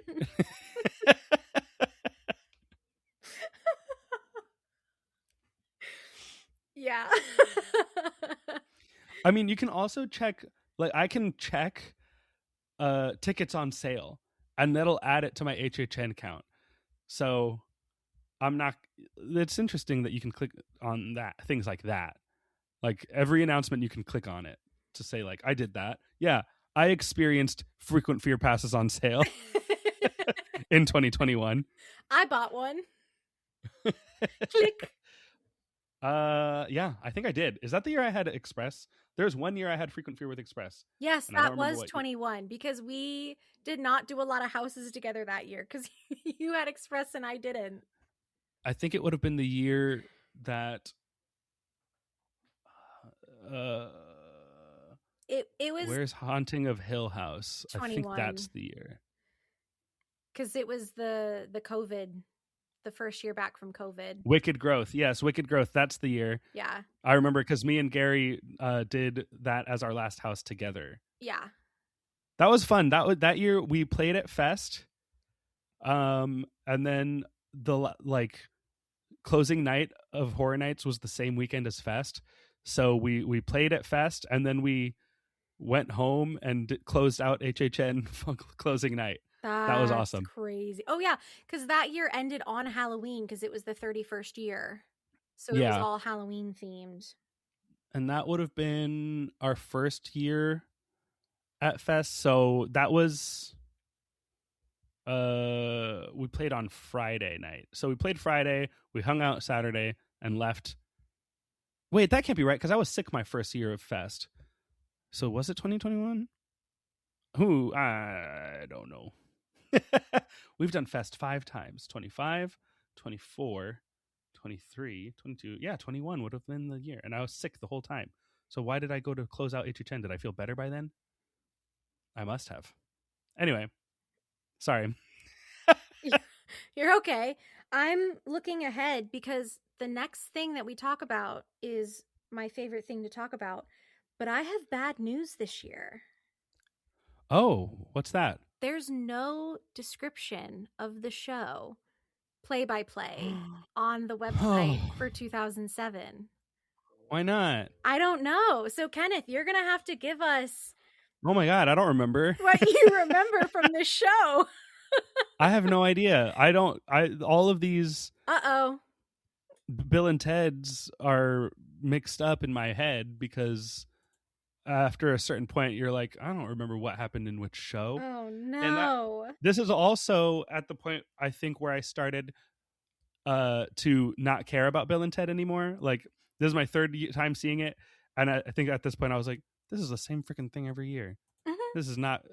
I was like, I think I don't care about this anymore. What? I think I'm done watching this for a while. I mean, fair enough. I was like, if I'm here for one night, I got limited time. I'm gonna spend it waiting for houses and not seeing this show. That's True. kind of where I was at with it. The only thing that I can give... Okay, so shows for HHN 2007, there were 4 of them. 4 shows this year. Yeah. 1 Scare Zone, 4 shows. First being Bill and Ted. We all know Bill and Ted. It's at the Fear Factor stage. Everyone loves it. So yeah. I can only give you characters. So obviously we have Bill and Ted. Duh. Yeah. I know them. They sound familiar. From Bill and Ted. Yeah. That sounds right. I think those go together. We also have Britney Spears. We have the Booth Bot, whatever that might be. We have the guy. Oh, I know what that is. Okay. I'm remembering some things. I think because 2007 is the year that the Transformers movie came out, the first one. So I think the Booth Bot is the phone booth is a Transformer. And the opening of the show on the screen, it showed like a parody of like the cube, blah blah blah, Optimus Prime, introducing the movie and the thing about the movie. You know that opening of that first Transformers movie? Yeah. So it was like that, but like when it revealed what this object we're seeing is, it was the phone booth. Silly. Yes, so that's something I remember. Okay.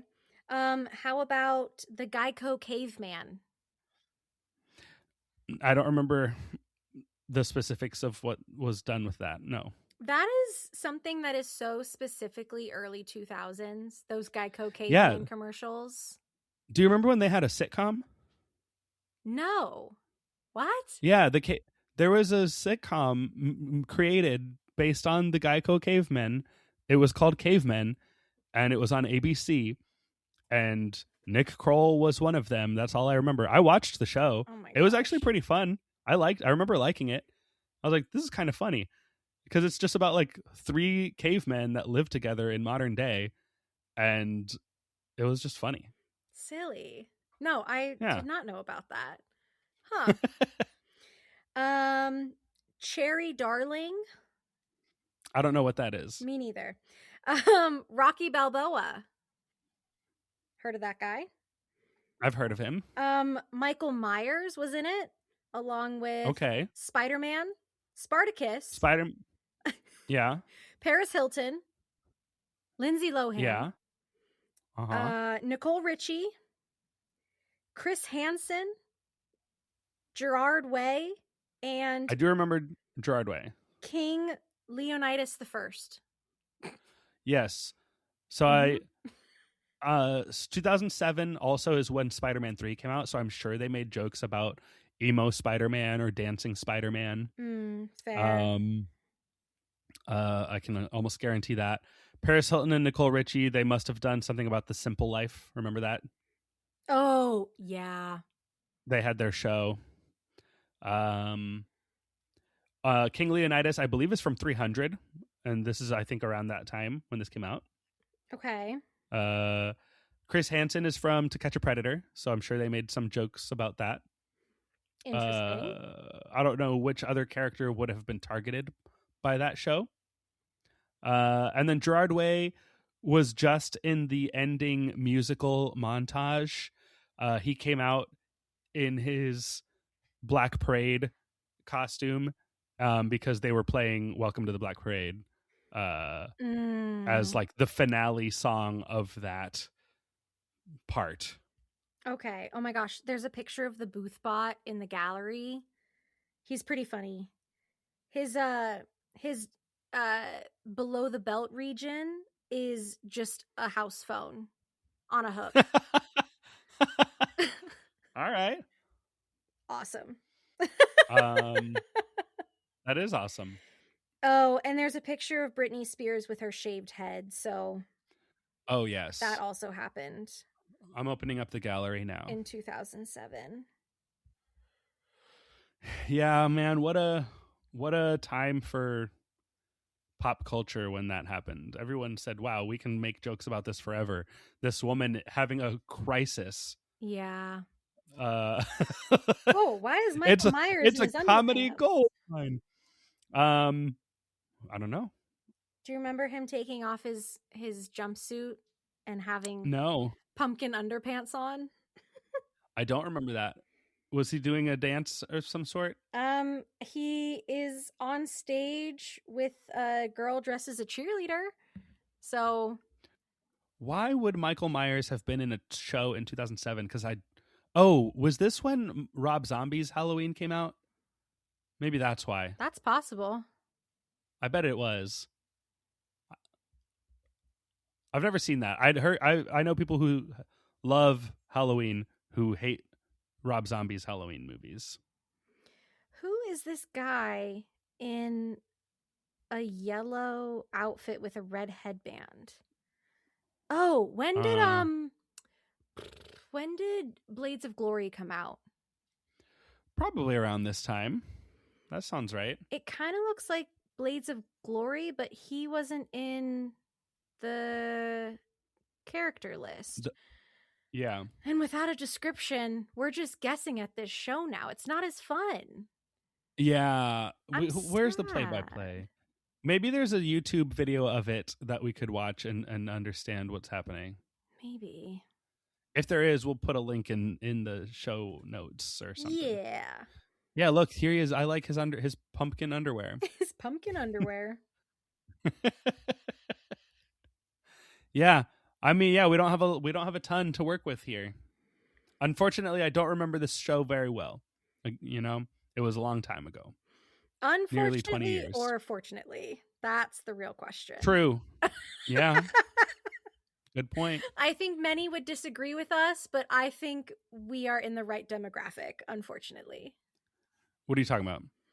People love Bill and Ted, and I just never saw Yeah, they the do. draw, which is like I not did. to...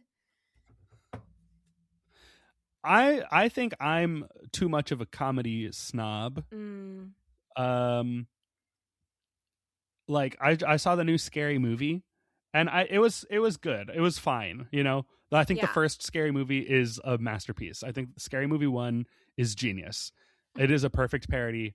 I think it's so focused. It makes so many smart jokes, and then I think it's downhill from there. I think 2 is still pretty good, but it has too much like just people getting hit or like gross out humor that has its place, but when you use it too much, it's like, well, you just couldn't think of a joke, and you're like, what if he farts?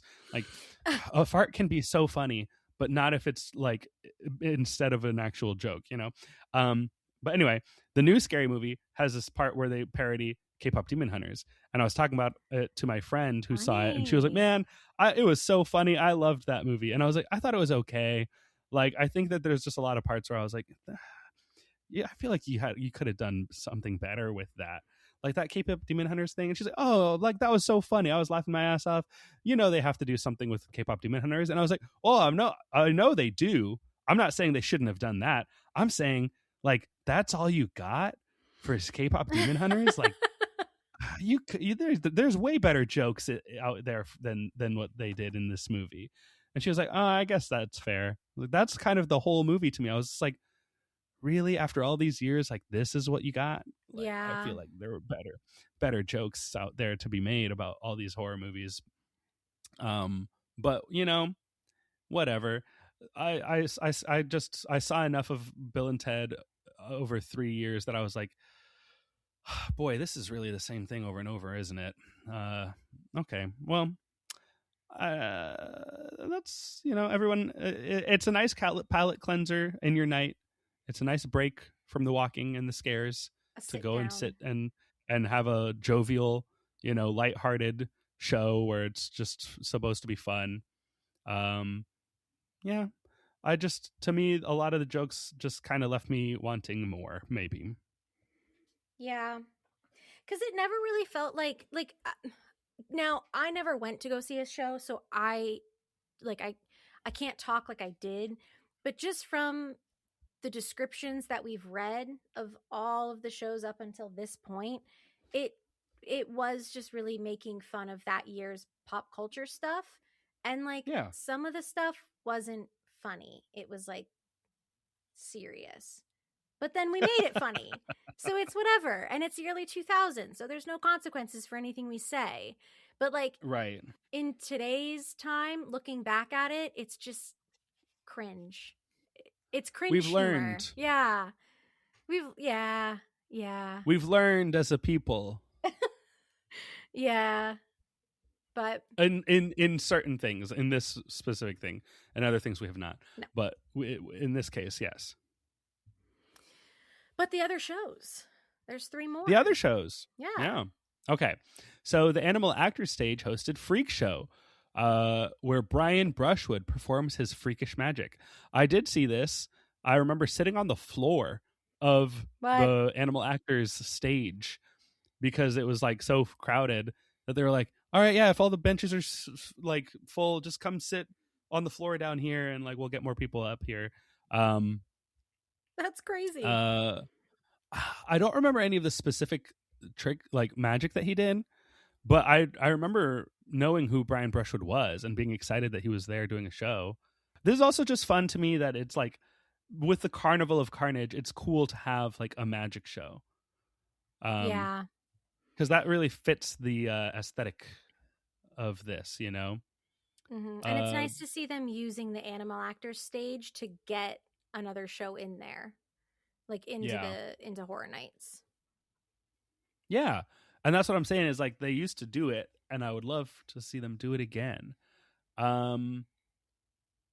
So yeah, there's not a lot of description of what exactly he did. Bizarre, hysterical, astonishing, freakishly freaking freaky. This ever-changing variety of freaks push the limits of the definition of humanity.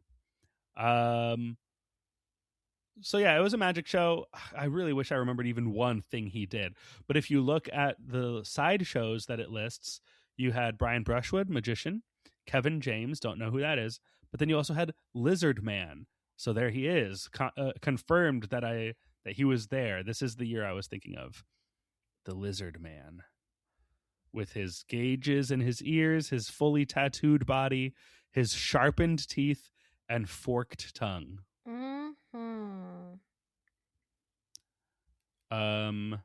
This was his fourth and final appearance at Halloween Horror Nights.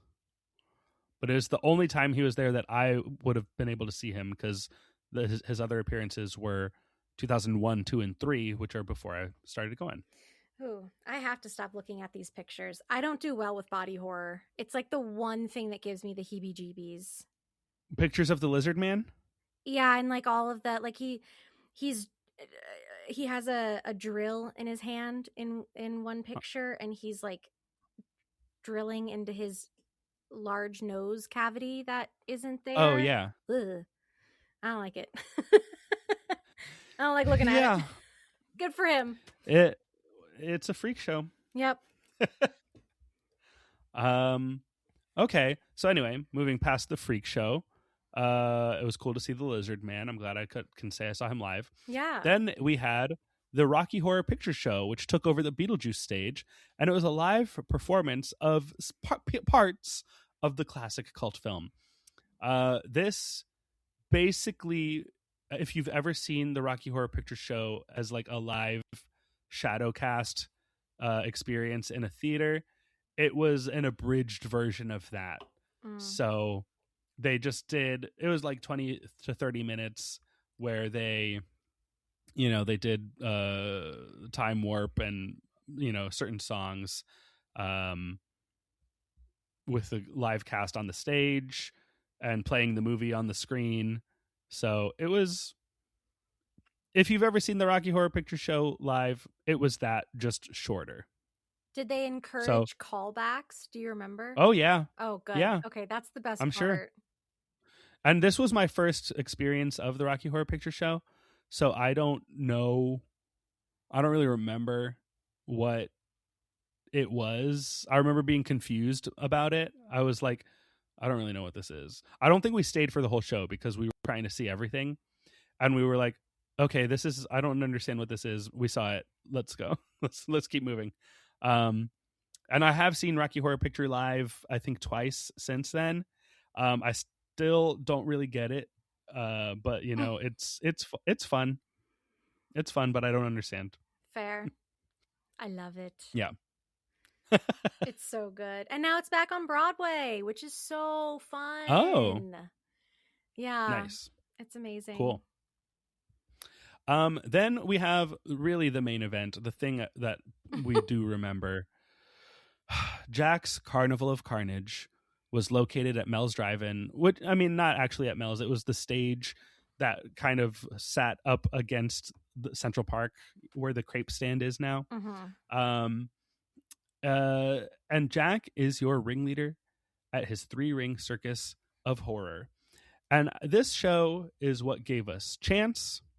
This is what gave us kind of the Jack characterization that we think of now, I think is primarily from this show.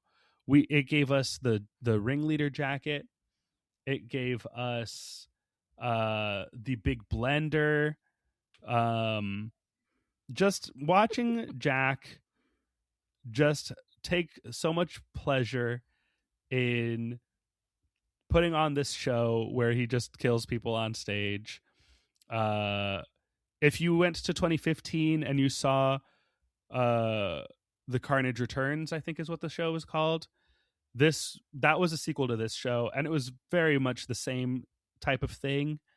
And it was just fun. It was just cool. It was fun. Synopsis. I'm going to read the synopsis because it exists here. Love. And this is the main show. This is the thing that kind of tied the whole event together. So the show begins with a nighttime ambiance on an empty stage that looks like an abandoned circus tent. The sounds of crows cawing and distant pleas for help can be heard as a young woman walks onto the stage, followed by a security guard holding his flashlight as he searches the tent. The young woman explains that a clown took her friends. The security guard is dismissive of her, shining the light in her face as she continues to insist that she's telling the truth. The security guard searches behind a curtain with Jack's face printed on it, wondering if the woman's friends are just playing a prank on her. He attempts to leave through a clown-shaped archway with a wide open mouth, but is pulled through it by an unseen hand before he can exit the stage. The girl attempts to look for him as a music box version of Pop Goes the Weasel begins to play, and Chance skips out onto the stage, taunting her with a music box in hand as Tiny enters through the clown-shaped archway, examining the girl. Tiny, by the way, was like a huge guy who I think didn't talk, if I remember correctly. Then Jack pops onto the stage from below as the music swells to a guitar riff, ending Pop Goes the Weasel. All the stage lights come on, and Jack roars to the crowd, "I'm back!" before frightening the girl, who screams and attempts to run off stage, but is stopped by Tiny. Tiny throws her over his shoulder as she kicks and screams, carrying her to a stockade that she's placed into. Jack gloats and greets his audience, calling them to step right up and see the greatest show unearthed.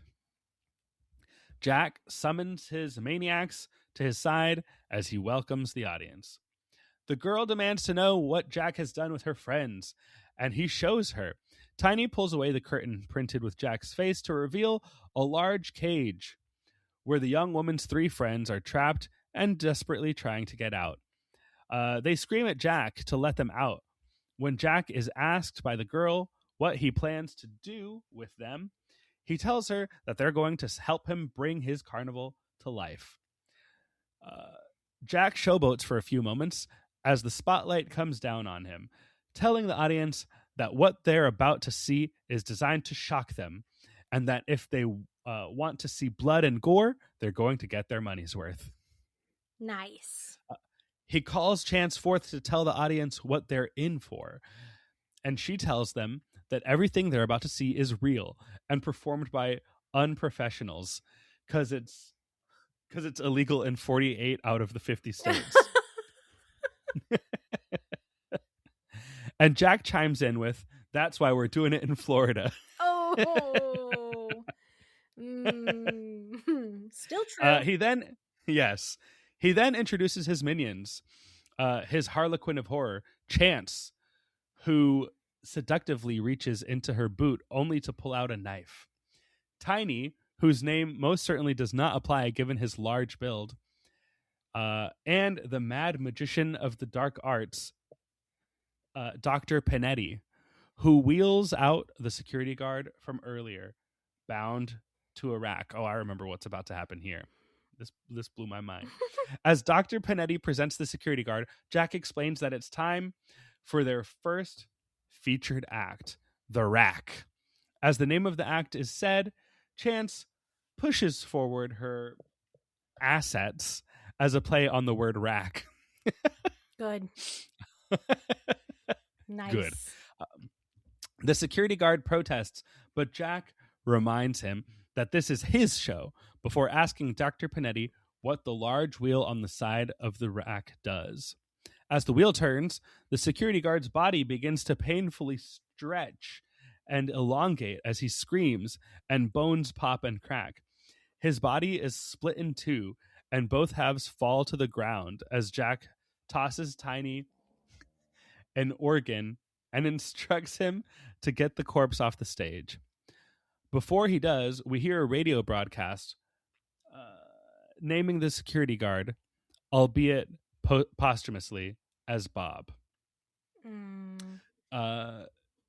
Jack takes his radio and impersonates Bob, telling security to send more guards for him to torment. Jack then catches Dr. Panetti flirting with Chance and warns him of what happened the last time. Dr. Panetti warns him of what happened the last time Dr. Panetti crossed him. Panetti covers the large scar on his face and is chastised by Jack. Jack's second act is the self-portrait. He instructs Tiny to pull one of the teenagers, whom he mockingly dubs Zac Efron, from the cage and instructs him to pick a card, telling him it won't kill you. After Zac does pick a card, he remarks, "Okay, maybe I was wrong."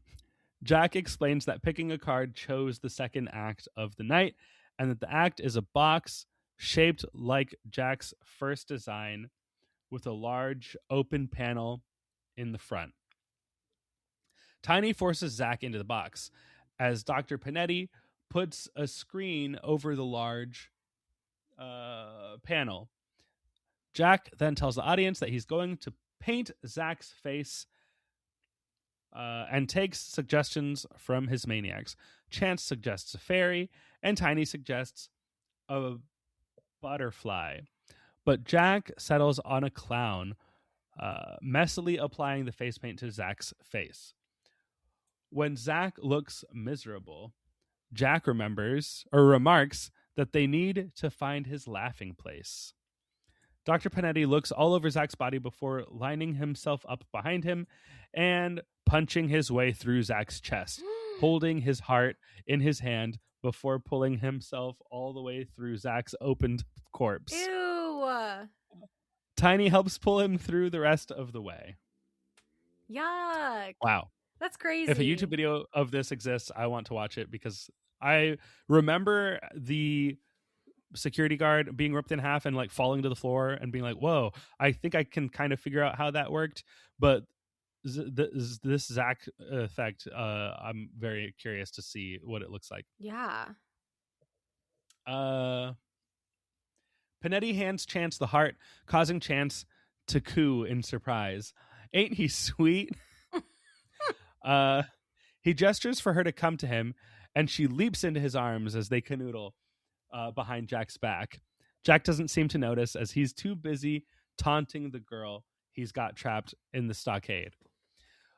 When he hears Chance call out, that ain't my funny bone, he snaps his attention back to the two of them, catching them in the act. He tells Panetti to hand him the next card. Jack then calls for the next act, the lumberjack, as Tiny pulls the next volunteer out of the cage, another young woman. He knocks her out and takes her into his arms, carrying her over to Jack, who mocks her unconsciousness. Good. Briefly puppeteering her as Chance sits atop the wood chipper. He instructs Dr. Panetti to turn on the wood chipper, and it whirs to life. The unconscious victim wakes up just in the nick of time, pleading for her life as she is shoved feet first into the wood chipper. Blood spews out from the other end, and Chance laughing at her screams, and Tiny playing in the spray of blood. Dr. Panetti pulls the wood chipper off stage, with Chance still atop it, as Jack asks for his final volunteer. He hypes up the crowd as Tiny pulls the last teenager from the cage. He attempts to free the girl from the stockade, but to no avail, as Jack knocks him out with a large mallet. Jack then taunts him, asking if the girl in the box is his girlfriend, angrily mocking him for trying to save her. He asks Panetti what the cards say about the girl's future, as Chance and Tiny put a covering over her head. He then yells out that she doesn't have one, and smashes the girl's head with the mallet in his hands as vengeance against the boy for trying to run away from his show. The boy calls Jack a psycho, to which he tells Chance to show him a real psycho. And she does, revving up a chainsaw and chasing the boy before striking him down with her chainsaw and laughing maniacally. Good. Then Jack begins to introduce the last act as Panetti goes to Chance's side, feeling her up in the process. Jack introduces his last act as the Aztec Spikes of Death. He instructs Panetti to ready the cage, which we see is directly below a large set of 10 spikes. Tiny covers the bottom of the cage with gasoline. Panetti is tricked into entering the cage since they're all out of volunteers for the show. And Chance shuts the door on him with a laugh. Jack tells Panetti that this is what he gets for flirting with Chance too much. Jack lights the cage with Panetti on fire via a comically large cigar. Nice. And as he succumbs to the flames before Tiny pulls the rope and lets the spike fall on the burning man. Jack ends the show with a reminder that now you know Jack. He laughs evilly as the curtain falls. And then the walkout music, it was Blood by My Chemical Romance, the hidden bonus track from the Black Parade album. So that's the show. That is quite a show. But like, that's Jack. That's Jack and Chance. That's Jack and Chance. This show happened out in the open where anyone walking by would see it. And it was very gory and violent and full of illusions, like impressive illusions of people being killed on stage. And I love that kind of thing. Like I love like illusions and magic tricks and stuff like that. And so this kind of is a magic show, but just disguised as a murder show. Yeah. But like fun and Yeah. a good introduction to Jack as we now know him, and Chance for the very first time. And her costume is so cute in this one. I love it. Oh yeah. The little white corset top with the little white skirt and the big colored puff balls that match Jack's polka dot pants down the front. Yeah. And her little pigtails. Yeah, I love this one. She has great I need to find the gallery. Yeah, because I feel like I can only think of like what she looks like now. In the blue. Well, I guess this is the classic look, right? Yeah, I would say this white one from her introduction year is probably the least recognizable. It's her next costume. I think that's the most recognizable. And then the blue costume probably right after. Yeah, but like if you look at the like Chance that they have at Horror Unleashed, like which one is she wearing? I feel like she's wearing these polka dots, right? Is she wearing the polka dots or is she wearing? Oh gosh. That is a great question. Oh yeah, there's Tiny. I thought He's just she a was... huge guy. Yeah. In a like apron. A good bit. That's a bit that'll never get old. Calling a big guy Tiny. Yeah, or like a big dog Tiny. Yeah, it's classic. What? How come Tiny has not stuck around in the lore of Jack and his like, extended universe? I don't know. Of characters. Chance is I wonder if Tiny was back for the 2015 show. Oh, maybe. I don't know. I wasn't there. Okay. At Horrors Unleashed, Chance is in her middle outfit. So a combination of her new fit and her old fit. So it was the red tutu skirt with the kind of black and red underbust corset that matches his ringleader jacket. And then her like bra that's showing is the white bra with the polka dots on it. Okay. Yeah. So like the yellow ribbons in her hair. That's what she wears. Because he's also wearing his outfit from that same like combination show where it's the ringleader jacket and the original Jack pants. My favorite pants. Yeah. I heart Jack's We pants. love Jack's pants. Love. Emphasis on love. We love Jack's pants. Yeah. Yeah. How cool. Wow. History was made and they didn't even know it. Yeah. They had no idea what was to come. Created some true icons. Like, yes, they're called icons, but like, you know, that word is, you kind of forget what the meaning of it is, but like these are truly iconic characters. Yeah. Yeah. What a good time. Wow. We did it. We did it. Oh, 2007. What a year. What a year. Man.